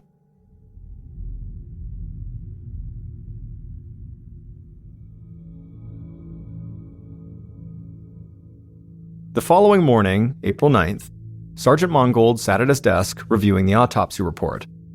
The report stated that Robin had most likely died the night before her body was found, and then her body had just laid outdoors on the side of the road overnight. And even more importantly, the autopsy report confirmed that Robin had been murdered. Because in addition to the blunt force trauma wound that Mongold had found on the side of her head, the medical examiner had also discovered a gunshot wound from a .22 caliber pistol in the back of Robin's head. So, that morning, Sergeant Mongold went to meet with Robin's friends and family to learn as much as he could about her, and also to see if anyone close to Robin owned a .22. Mongold had informed Robin's parents about the death of their daughter the previous night, and even without the results of the autopsy report, he had told them he believed there had been foul play. And so through their complete shock and grief, Robin's parents had given Mongold a list of the few people who had been closest to Robin. And now, Mongold decided to start with her new boyfriend. a bartender named Jared. But the conversation with Jared proved to be pretty uneventful. Jared said he'd been working at the bar the night that Robin had died. He said she hadn't called him or texted him or anything. And Mongold was able to quickly track down multiple people at the bar who corroborated Jared's alibi. Now, the detective had no intention of crossing Jared off his list this early on, but Jared did not jump out as an obvious suspect. And so Mongold figured if Robin's current boyfriend didn't look like a major suspect, well, the next logical step was to talk to her ex-husband, J.D. Spielbauer. Later that day, now over 24 hours after Robin's body had been found, Sergeant Mongold knocked on the front door of J.D.'s house. And as he knocked, Mongold felt a bit surprised by where he was standing, because J.D. lived only a few houses away from Robin's parents' house. The door opened, and a woman who looked like she was in her late 20s with long brown hair and bright blue eyes was standing there. Mongold introduced himself, and the woman said her name was Katie, and that she was J.D.'s wife. She said news had traveled fast, so she already knew about the murder, and she assumed that's why Mongold was here, to talk about it. Mongold nodded, but before he could say much more, a tall, thin man with a cropped military-style haircut stepped outside. He introduced himself as J.D. Spielbauer. But immediately, his wife, Katie, snapped at him and told him to shut up because she was talking to the police. J.D. immediately hung his head and fell silent. Sergeant Mongold acted like he didn't notice any of that, but in reality, he was taken aback.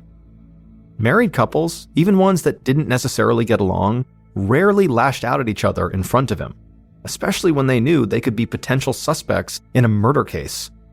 But Mongold remained calm and polite and asked them where they'd been the night that Robin died. Katie said that she and her son had been at a friend's house, and they had come home around 10 p.m. J.D. said he'd been home all night with his uncle, who also lived in the house. They'd just been drinking beer and playing some pool. Other than Katie's quick outburst at J.D., nothing the couple did after that seemed particularly strange. However, for some reason, Mongold just felt like there was a good chance both of these people were lying to his face. He talked to them for a bit longer, and then as they wrapped up, he told them he would be in touch if he needed any more information. But as he walked back to his car, Mongold already knew he'd be calling J.D. and Katie down to the station soon. He just needed to be better prepared if he was really going to interview them.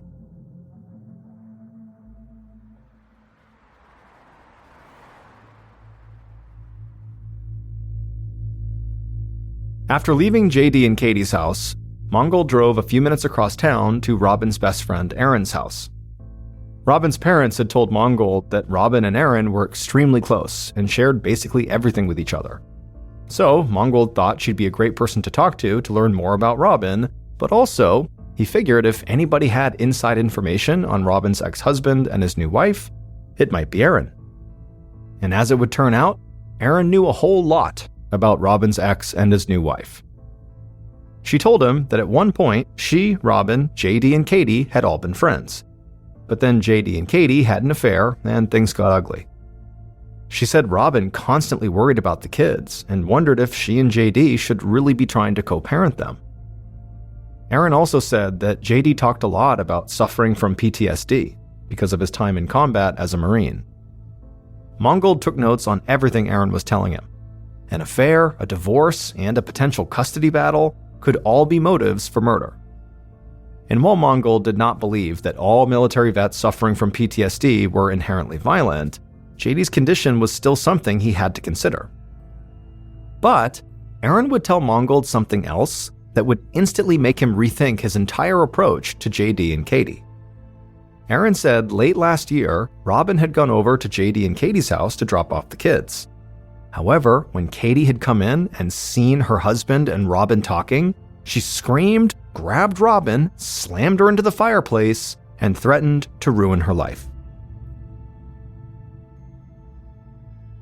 That evening, Sergeant Mongold led JD into an interview room at the sheriff's station, and then he sat down next to him at a small round table that was pushed up against the wall. JD was wearing a t-shirt, jeans, and a baseball cap that he kept messing with like he was nervous. Mongold had spent most of the previous night trying to learn as much as possible about Robin, JD, and Katie's relationship. and he had worked with the phone company to secure a copy of text messages sent to and from Robin's cell phone. Mangold started the interview by asking JD to give him an overview of what he'd been doing on the night Robin died. JD spoke in a slow Texas drawl. He was polite and addressed Mangold as Sir, and he said basically the same thing he'd told Mangold when they met at the house.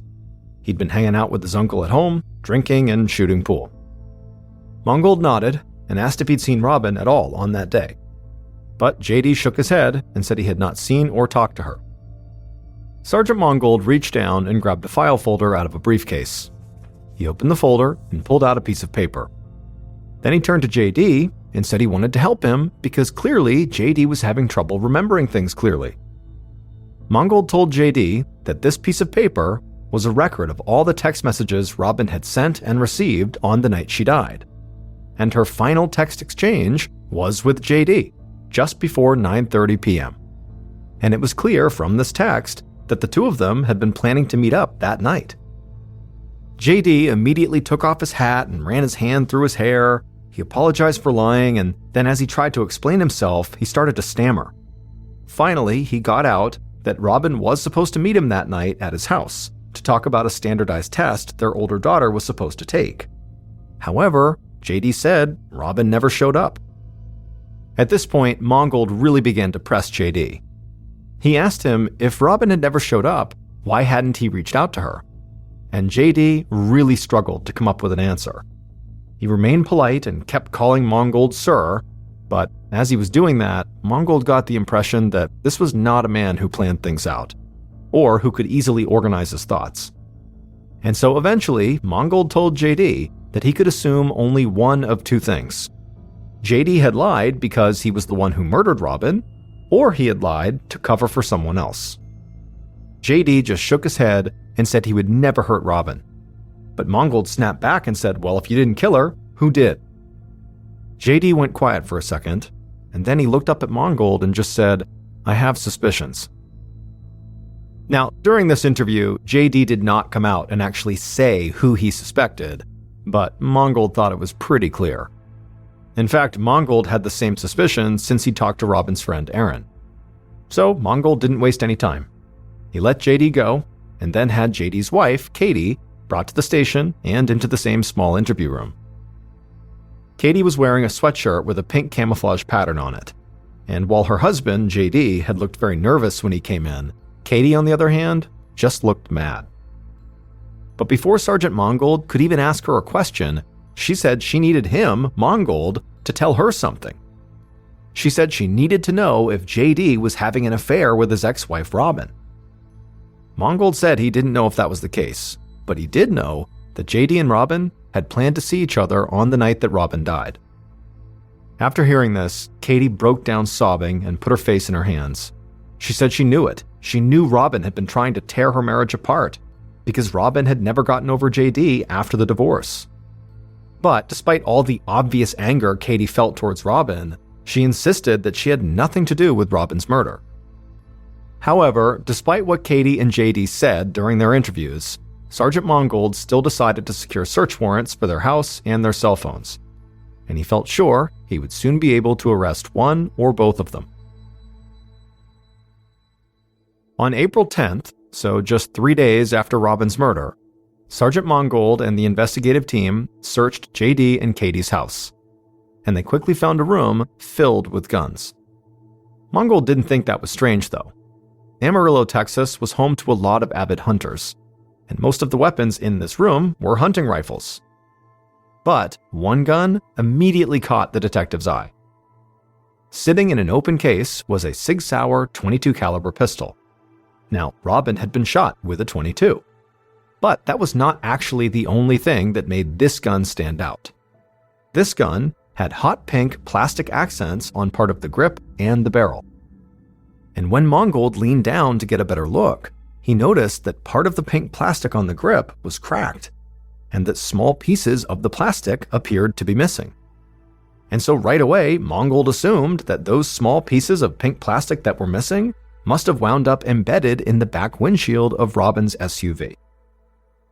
Investigators quickly found out that the gun was registered to Katie and they even found photos she had posted on social media of her holding that gun.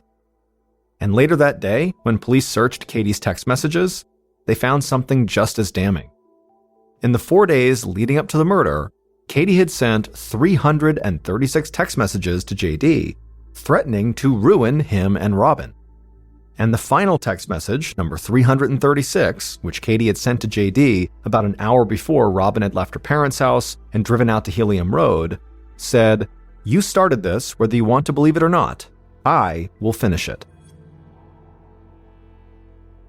The Randall County Sheriff's Department and the District Attorney's Office moved fast. On April 11th, 4 days after Robin's murder, they arrested Katie. However, before the case could go to trial, the DA wanted either a confession or clear evidence that demonstrated Katie had been driving on Helium Road on the night of the murder. Katie refused to confess. She just repeated her story that she had been with her son at a friend's house and then gone home at around 10 p.m. that night. Now, Katie's cell phone had pinged off a tower near the murder site at the time Robin was most likely killed, but that tower also would have pinged if she was driving from her friend's house to her house, so it was not the definitive evidence the DA was looking for. The search for some elusive piece of evidence that would ensure a guilty verdict began to frustrate the police. After all, Sergeant Mongold and his team had Katie's gun and her threatening text messages to JD, and they knew Katie had once slammed Robin into a fireplace. But Mongold and his team's hands were tied, because the DA's office had taken over the investigation. The DA's office wound up re-interviewing people connected to the case and also scouring surveillance footage from locations just outside of town to see if they could spot Katie's car pulling onto Helium Road. But none of this led to anything new, and the investigation dragged on for months. And so the DA began to worry that he would never find this piece of evidence that would definitively win over a jury. But on a day in July of 2015, over 15 months after Robin's murder, a woman who worked for the DA rushed into his office, and she had a very excited look on her face. She told the DA that she'd seen a story on the news about how certain cell phones left a clear digital footprint when they were connected to Wi-Fi. Essentially, police could use this Wi-Fi data to track exactly where a phone had been, which was far more information than a cell phone tower could provide. When the DA heard this, his face lit up. He'd never heard about this type of search. So he gathered his team, and they immediately got in contact with the phone and internet companies, and soon they were able to trace Katie's exact path on the night of the murder. This was exactly the kind of evidence the DA had been looking for. And not long after that, the DA got another big break when he was contacted by Robin Spielbauer's mom. She told him that she had just gotten this very bizarre phone call that she knew would help his investigation. And the information Robin's mom provided, along with the newly collected Wi-Fi data, finally solidified the case. That night, the killer drove their truck through town, trailing just far enough behind Robin so as not to be spotted. The city lights slowly disappeared behind them as the killer followed Robin out onto a dark dirt road. And after a few more minutes of driving, the killer saw Robin pull over and park. And so the killer slowed down as well and parked right behind her. Once they were stopped, the killer put on a pair of gloves, grabbed a gun from the passenger seat, and then stepped outside, leaving their headlights on. The killer calmly walked towards the SUV, raised their gun, and slammed it against Robin's back windshield. The windshield cracked, and the killer heard Robin begin to scream from inside the vehicle. The driver's side door of the SUV suddenly flew open, and Robin lunged out of the car and started screaming at the killer. But the killer just raised their gun. Robin saw the gun in the headlights from the truck, and she ran towards the farmland that surrounded the road, trying to get away, but the killer followed, and they aimed at Robin in the low light, and they fired. The bullet struck Robin in the back of the head. She stumbled, her body twisted, and she fell to the ground on her back. The killer approached and saw Robin was still breathing, so they aimed the gun at her forehead and pulled the trigger again. But the gun jammed. The killer panicked. They rushed back to their truck, glancing over their shoulder to make sure Robin was not getting up and running off. The killer found a tire iron from the truck bed, took it, and ran back to the side of the road where Robin was still laying on the ground. the killer held up the tire iron and swung it hard into the side of Robin's head. Blood spilled from Robin's temple out onto the ground. Now she stopped breathing, and she died right there on the side of the road. The killer leaned down and took Robin's cell phone out of her pocket. They searched her other pocket for personal items, but she didn't have anything else on her. So the killer walked over to her SUV, leaned inside through the open driver's side door, and grabbed Robin's purse. And then with that in hand, they shut the door behind them. The killer ran back to their truck, hopped in the driver's seat, and sped off down the dirt road back towards their house in town. Once back inside the safety of their home, the killer walked right into their gun room, and they would put the gun they had just used to shoot Robin, a Sig Sauer .22 caliber pistol with a pink plastic grip, into an open gun case. At this point, the killer took a deep breath and began to calm down. They were convinced the police would eventually find this pink gun, and when they did, they would believe Katie had murdered Robin. Katie Phipps would stay in prison for over a year awaiting trial, while the DA's office tried to find evidence that would ensure her conviction in court. But Katie didn't murder Robin. Her husband, JD, did.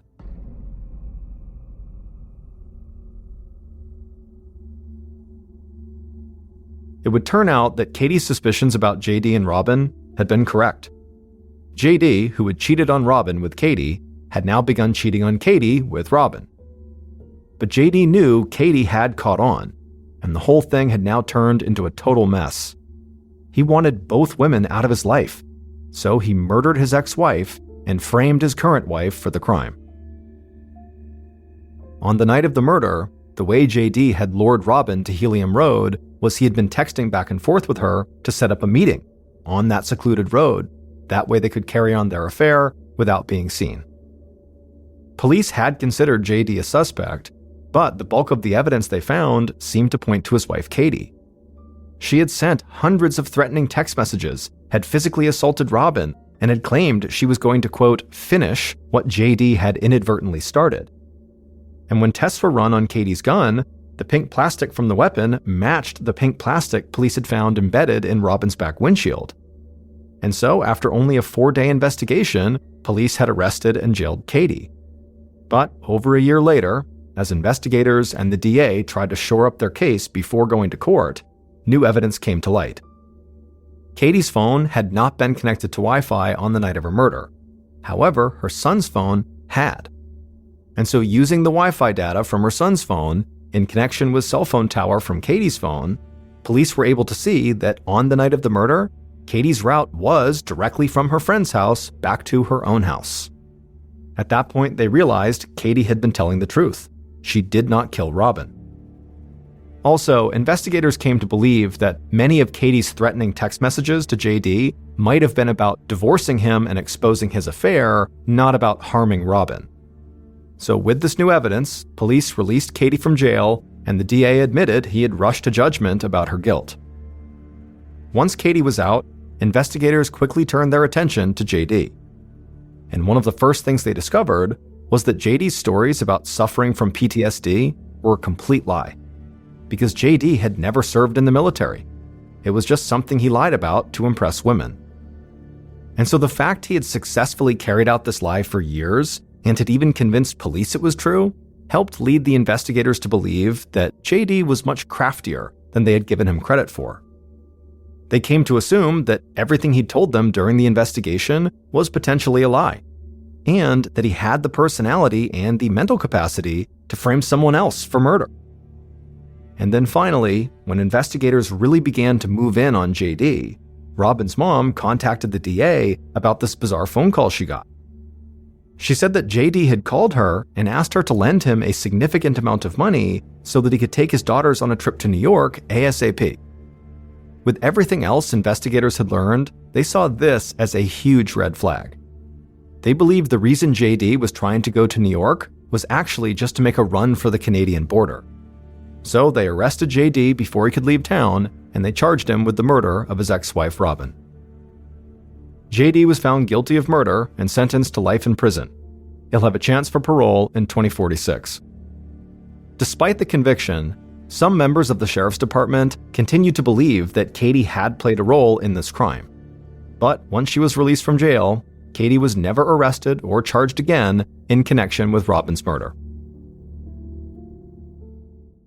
In 1944, a doctor covered a deceased patient's body with a sheet and then wheeled their stretcher out into the hallway. The morgue at the Oregon State Hospital was already full, so the doctor planned to put this body in the chapel. But when he pushed open the chapel doors, there were already so many stretchers with dead patients with sheets on them inside that there was no room for this patient. The doctor closed the chapel's heavy wooden doors and just stood there, his mind racing. More than 400 patients had fallen violently ill in the past 12 hours, and dozens had died.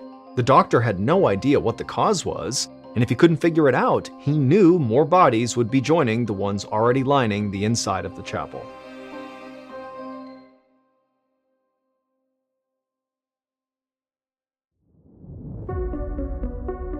From Ballen Studios and Wondery, I'm Mr. Ballen, and this is Mr. Ballen's Medical Mysteries, where every week we will explore a new baffling mystery originating from the one place we all can't escape: our own bodies. If you like today's story, please invite the follow button on an African safari, but before you go, make sure you sneak 27 raw steaks into their backpack.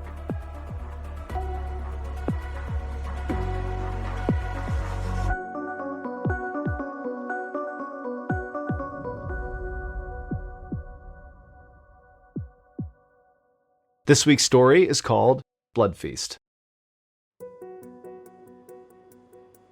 It was late in the afternoon on November 18th, 1942. A cook named Mickey McKillop opened the lid of a giant metal vat, then asked his volunteer sous chef, 27-year-old George Nosen, to carry it over to an industrial oven. Mickey and George were starting to prepare dinner for almost 500 patients across 5 wards at the Oregon State Hospital, a public mental facility for psychiatric patients. Tonight's menu was scrambled egg yolks and toast, and Mickey, along with his boss, Mary O'Hare, were the only 2 cooks on duty. The hospital had been understaffed for a year now, ever since the United States entered World War II. Many members of the nursing staff had left to volunteer for the war effort. During the day, there was about 1 attendant for every 16 patients, but at night, that number swelled to 1 attendant for every 150 patients. Mickey and Mary were so desperate for help in the kitchen that they had started asking trustworthy patients to help them prep for each meal. And one of those trustworthy patients was Mickey's volunteer sous chef, George Nosen. George placed a frozen 16-pound canister of eggs onto the countertop beside the oven. Mickey liked George, and he felt a little sorry for him too. George's parents had originally brought him to the hospital for help with his epilepsy, which is a disorder of the brain characterized by repeated seizures. At this time, people were just beginning to understand how epilepsy actually worked. George's parents most likely saw it as a mental condition, which is why they brought him to the state hospital. They probably didn't think he was crazy, they just wanted help with getting his seizures under control. But during George's initial evaluation, the staff psychologist would diagnose George with paranoid schizophrenia, and then they had George involuntarily committed for life. Mickey didn't understand how that was possible. He'd never seen George hallucinate or get aggressive like the other patients with schizophrenia, but there was nothing he could do about it. And if he was being honest with himself, he was glad to have someone so mild-mannered and easygoing to help him in the kitchen. Mickey yanked the lid off the canister that George had just set down, revealing hundreds of thawing egg yolks. These days, a lot of the hospital's food supply came from federal surplus deliveries, since the government was rationing food to help the war effort. The egg whites were used in food that was sent overseas, and hospitals stateside got the leftover yolks. It was time to start cooking, so Mickey dumped out the canister into the metal vat. He repeated the process 2 more times until the stovetop was crowded with thawing eggs. He handed George a cup and asked for water, and then he lit the stovetop so the eggs would warm faster. He let George dump the water into the vat, then the 2 of them started slicing bread loaves. Once they were done, Mickey turned on the oven and laid all the bread slices across the metal grates to be toasted. Then he turned his attention back to the eggs. They were finally thawed, so Mickey asked George to grab some powdered milk. It was the only thing that made the egg yolks creamy enough to scramble. As Mickey stirred the eggs, he sent George to fetch something else, postum powder, a caffeine-free coffee substitute they'd been getting from the government over the past year. Mickey even let George mix the drink himself. He'd never let a patient touch an actual dinner item before, so Mickey took a quick sip just to be safe. The postum tasted like chalk, which meant it was made correctly. He clapped George on the back and told him he'd done a great job. But that momentary taste test distracted Mickey just long enough for the eggs to start burning. Mickey cussed as he turned off the stovetop, wondering how to fix this. He threw in a palmful of salt and then gave the eggs a stir, and then they looked good as new. When dinner was finally done, Mickey and George portioned the eggs and toast into buffet dishes and then loaded them onto a big cart for delivery at each of the 5 dining halls spread across the hospital's wards. By the time they got to Ward 5, hungry patients lined the hallway outside the cafeteria, urging Mickey and George to please hurry up. Finally, a bell rang and the lines began to move. From behind the buffet table, Mickey watched as the patients ladled scrambled eggs onto their plates. He helped serve them each a piece of toast, and then sent the patients to sit at the long metal tables that ran the length of the dining hall. And as the patients all dug into their food, Mickey heard someone call out that the eggs were too salty. Mickey winced and felt bad because he knew he very well could have oversalted them.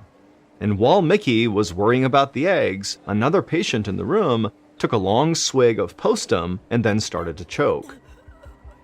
One of the nurses walked over to pat the patient on the back, but instead of swallowing, the patient keeled over and threw up on the nurse's shoes.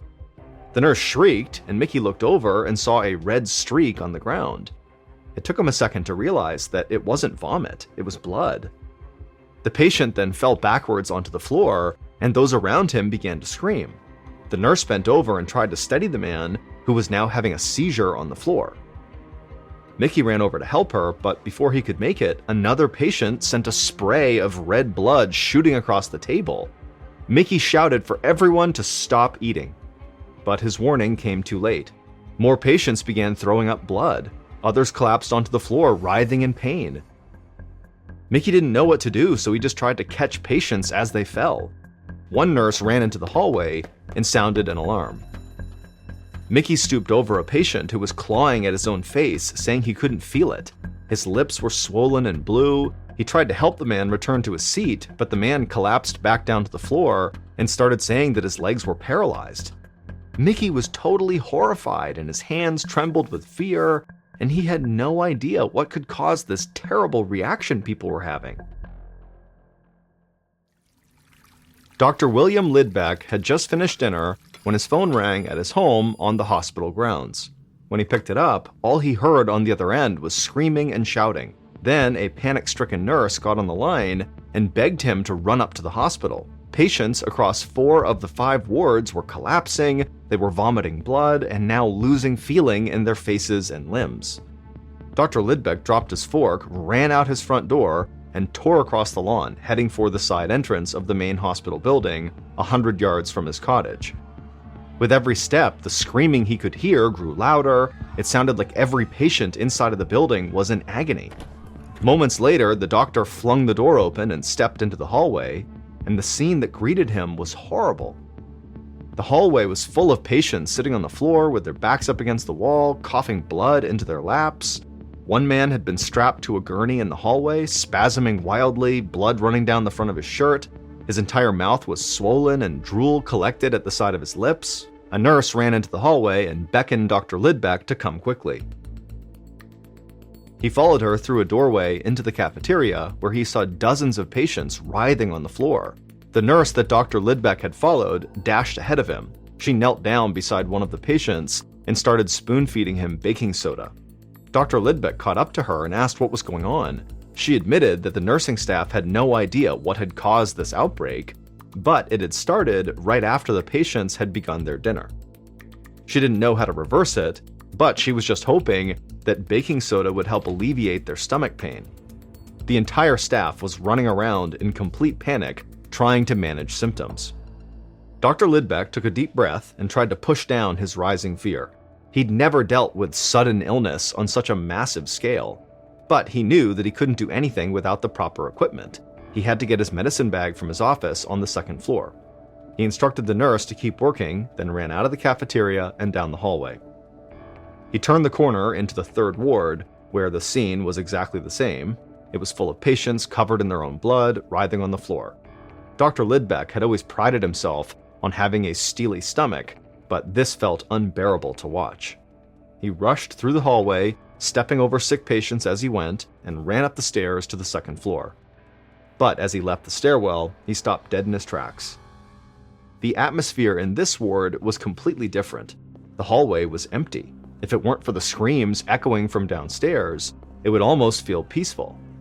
As he walked past open doors, he saw all the patients tucked in their beds. They looked scared, but seemed to be otherwise fine. Dr. Lidbeck was confused. How was this ward so calm when the rest were full of chaos and vomiting patients? A door opened at the end of the hallway, and the ward's head nurse, Allie Wassel, stepped out and walked toward him. Dr. Lidbeck thought she looked really pale. The nurse seemed very relieved to see Lidbeck, and she would tell him that she thought there had to be something wrong with the eggs from dinner. She said she had taken one bite and they had tasted so spoiled that she ordered all her patients not to eat them, and so her patients were fine, but she had been throwing up ever since. A chill ran through Dr. Lidbeck. He didn't know yet what was causing his patients to vomit blood, but now he knew it very likely had to be related to the eggs. It was the only thing all the patients had eaten that night. But it couldn't just be a case of spoiled food. An egg would have to be so rotten to cause this that it never would have been served in the first place. It would have been obviously bad. Then a realization dawned on him. If the eggs themselves were fine, it meant that something else had been put in the eggs that night. He was glad that Nurse Wassel had not eaten more of them. Dr. Lidbeck told the head nurse that if she started feeling worse, to please come find him right away, and then the doctor ran back downstairs to tend to the sick patients. As Dr. Lidbeck went down a hallway, he passed by the hospital morgue. A nurse was wheeling a covered stretcher inside. One of the patients had died. Dr. Lidbeck's blood ran cold, but he didn't have time to stop and mourn. There were hundreds of other patients still waiting for treatment, and so he didn't have a moment to lose.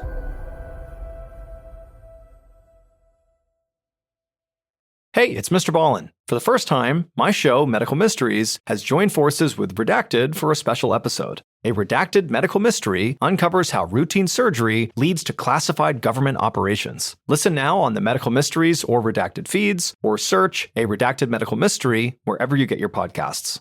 Hey, it's MrBallen. I'm excited to tell you about something special. For the first time, my show, MrBallen's Medical Mysteries, has joined forces with Redacted, Declassified Mysteries with Luke LaManna, to tell a story so complex it required our combined storytelling styles. This special episode is called A Redacted Medical Mystery. In it, unexplained symptoms after a routine surgery quickly unravel into something much darker, leading straight to classified government operations hidden for decades. To listen and uncover the truth alongside us, head to either the MrBallen's Medical Mysteries or Redacted show pages right now. Or search for A Redacted Medical Mystery in the Wondery app or wherever you get your podcasts. If you're fascinated by unexplained medical stories, well, stick around on Medical Mysteries. Every week, we dive deep into cases that will leave you questioning everything you know about the human body. And if government conspiracies are more your style, Redacted is your go-to for stories that unravel secrets never meant to see the light of day. Remember, you can listen to both shows early and ad-free by joining Wondery Plus.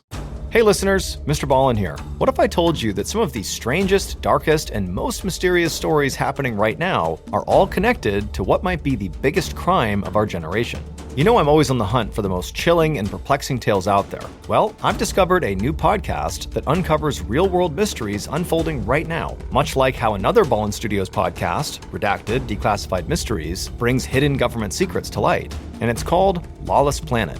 Host Zach Goldbaum reveals how shocking tales of murder, cover-ups, and mysterious deaths are all part of something bigger, the systematic destruction of our planet. From activists who vanish in the Amazon to whistleblowers uncovering billion-dollar environmental crimes, these aren't just stories about the environment. They're real-life thrillers about people caught between powerful forces willing to kill to keep their secrets buried. Follow Lawless Planet on the Wondery app or wherever you get your podcasts. You can listen to new episodes of Lawless Planet early and ad-free right now by joining Wondery Plus. Hey listeners, big news for true crime lovers. You can now enjoy this podcast ad-free on Amazon Music with your Prime membership. Listen to all episodes of my podcasts, MrBallen's Medical Mysteries and MrBallen's Strange, Dark, and Mysterious Stories, along with a huge collection of top true crime podcasts, completely ad-free. No more wading through cliffhangers or dealing with ads, because let's be honest, ads shouldn't be the most nerve-wracking part of true crime.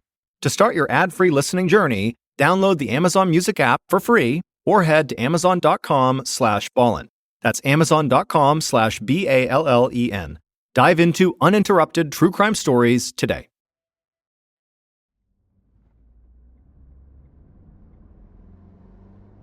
About 16 hours later, in the late morning of November 19th, Oregon Governor Charles Sprague raced along the highway in his car. An hour earlier, Sprague had heard about last night's outbreak at the state hospital. Now he was on the way to the state capitol, where an emergency State Board of Control meeting would soon commence. From the moment the United States had entered the war, Sprague feared a morning like this. He was worried that the outbreak at the hospital was caused by sabotage, that the country's enemies had deliberately tampered with these eggs. He knew that the Oregon State Hospital received food rations from the government. The frozen eggs had been part of a shipment to the hospital 6 months ago. But those eggs had been separated from a much larger batch. It was entirely possible that someone had poisoned that larger supply, which was then sent around to various institutions throughout the country. Sprague worried that if someone had tampered with the egg supply, anywhere that had received eggs from that batch would suffer a similar attack. Sprague shuddered at the thought of a spy for the Axis powers poisoning innocent Americans. The Food and Drug Administration had already ordered all institutions that received these eggs to immediately stop using them. Sprague's driver stopped the car outside the front steps of the Capitol building. Once Sprague got out, he was greeted by an aide who walked with him up the stairs. The aide had just received word from the hospital. As of 10:30 that morning, 47 patients had died, and their bodies were still lining the hospital hallways, and another 350 patients were violently ill. As governor, Sprague needed to make sure that investigators had the resources necessary to investigate the egg tampering and find out who was behind it. He told the aide that he'd be a few minutes late to the meeting, then headed for his office to call the chief of police in Salem, Oregon, where the state hospital was located. Later that afternoon, the superintendent of the hospital, Dr. John Evans, stood in front of a cage of rats in a laboratory. He was holding a plateful of scrambled eggs. Earlier that morning, a coroner had requested permission to perform autopsies on the patients who had died. Dr. Evans allowed him to take 6 of the dead, hoping the autopsy results could tell him what had happened. A few hours after the coroner had taken the bodies, Dr. Evans received a toxicology report that confirmed his worst fear. The patients had been poisoned. However, nobody knew yet what they were poisoned with or how. The coroner was still running tests. But that was why Dr. Evans was now holding a plateful of the contaminated scrambled eggs that had been served the night before. He was running his own experiment. On a neighboring table, there was another cage of rats and another plate of eggs. But these eggs came straight from one of the egg yolk canisters still in the freezer. A lab technician had thawed them out that morning. They reasoned that if only the first cage of rats died, that meant the poison had been added into the eggs at the hospital.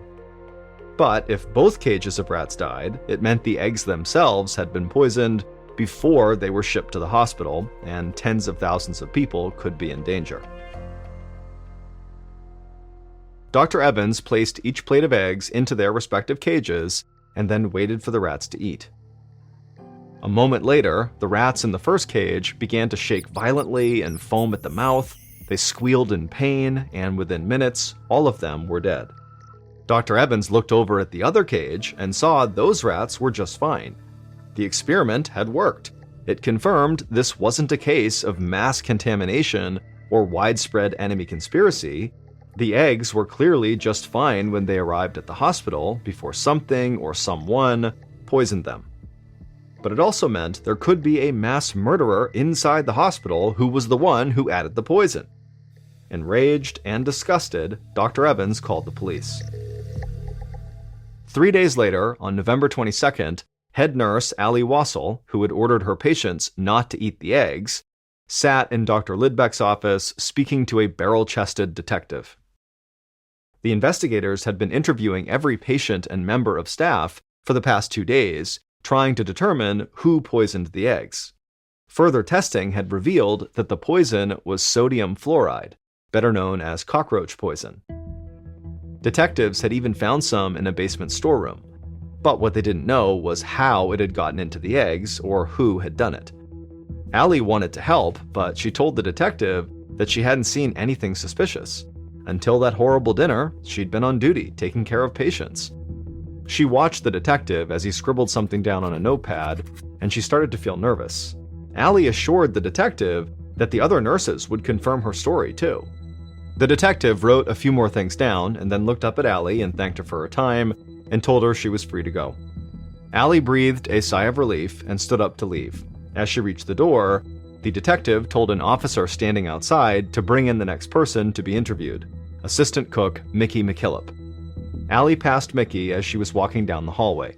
He was waiting in a chair outside the office, bouncing his leg up and down. Allie couldn't help but think that he looked anxious, or like a man who was hiding something. By late that same evening, Mickey McKillop had been in Dr. Lidbeck's office for hours. The detective had asked him the same few questions over and over, pressing him about the way the kitchens were run. Mickey thought he'd kept his story straight, but he'd told it so many times now that it was hard to be sure, and he knew he was likely starting to confuse the details. All Mickey wanted to do was sleep. He had a migraine that was making it hard to focus, but every time he closed his eyes, the detective would shake him awake. And so Mickey was feeling like he would do just about anything to make this interview end. It was obvious the police were suspicious of him, and Mickey knew they would not give up until he, Mickey, told the police what they needed to know. So Mickey decided it was time to come clean. Mickey sat up in the stiff wooden chair, and while avoiding eye contact with the detective, Mickey would admit that he did know more than he had told them. Mickey said that he could tell them exactly who had poisoned the eggs. In fact, he had watched it happen, and worst of all, he had not done a thing to stop it. An hour later, Mickey and his boss, Mary O'Hare, were being led from the Oregon State Hospital in handcuffs. A police officer read the charges. Mickey was charged with manslaughter, Mary was charged with accessory after the fact. Then the officer loaded them into a police van. Mickey took one last look at the hospital and caught a glimpse of a few patients staring out the windows, terrified looks on their faces. One of the faces he recognized was George Nosen, the psychiatric patient who volunteered in the kitchen. Mickey shook his head. He knew that what he had just told the detectives would change George's life forever. When Mickey the cook finally told the truth to detectives, he began by telling them about the terrible evening the sickness broke out. While the nursing staff was running around treating all these patients who were vomiting up blood, Mickey saw George Nosen cowering in the hallway, and suddenly Mickey had a terrible thought. He grabbed George and asked him to retrace his steps from that afternoon. Mickey and George mimed preparing the eggs, getting the frozen yolks, lighting the stove, getting some water to help warm them. Then Mickey followed George down the kitchen steps in search of the powdered milk that made the eggs creamy. At the bottom of the steps, there were 2 storeroom doors. Instinctively, Mickey leaned toward the storeroom on the left, which held dry goods, but George led him to the storeroom on the right, which held fruits and vegetables. Mickey felt an icy chill run through him. He watched George turn the key and open the right door. George pointed to a large, unmarked tin canister sitting on the ground inside. It was open and filled with white powder. A scoop was sticking out of the powder like it had just been used. Mickey's stomach dropped, but he tried to look unbothered. He thanked George and sent him to his room. Then he ran back upstairs and grabbed his boss, Mary, and showed her the canister George had just pointed out. Mary went white as a sheet. It was against the rules for Mickey to have given keys to a patient. Mary told Mickey that she did understand why he'd done it. They were so understaffed, he'd been desperate for help. But if anyone found out, they were both done for, and so they agreed to keep it a secret. Mary had kept her promise and said nothing, But Mickey eventually broke and told the story to the detective in Dr. Lidbeck's office. Once the detective got Mickey's confession, they knew who had poisoned the eggs at the Oregon State Hospital and how they had done it. That fateful night, George had taken the keys to the storeroom and headed down to the basement. But he went into the wrong storeroom. He went into the right door, and he brought back a heaping scoop of white powder that he believed was powdered milk, but it wasn't. He then poured that white powder into a vat of scrambled eggs, and in doing so, George had accidentally poisoned his fellow patients with sodium fluoride, aka cockroach poison. To this day, nobody knows why the poison was kept in that storeroom with the fruits and vegetables. In adults, a lethal dosage of sodium fluoride is just 5 to 10 grams, which is a bit more than what you'd find in a sugar packet. Well, George had accidentally spiked the eggs with 5 pounds of poison. In the end, the charges against Mickey the cook and his boss Mary were dismissed. The hospital was held liable since the real culprit was gross understaffing. The only person who suffered any real consequences for the mistake was George, who was unable to leave Oregon State Hospital for another 41 years. George was never the same after that night. He couldn't forgive himself for what he'd done, even if it was just a tragic mistake. The patients who remembered the outbreak bullied him relentlessly for decades. And after a while, George started fighting back. He got into physical brawls on multiple occasions. And then, in 1983, he got into a big altercation with an older inmate, and during it, George was severely injured and died as a result.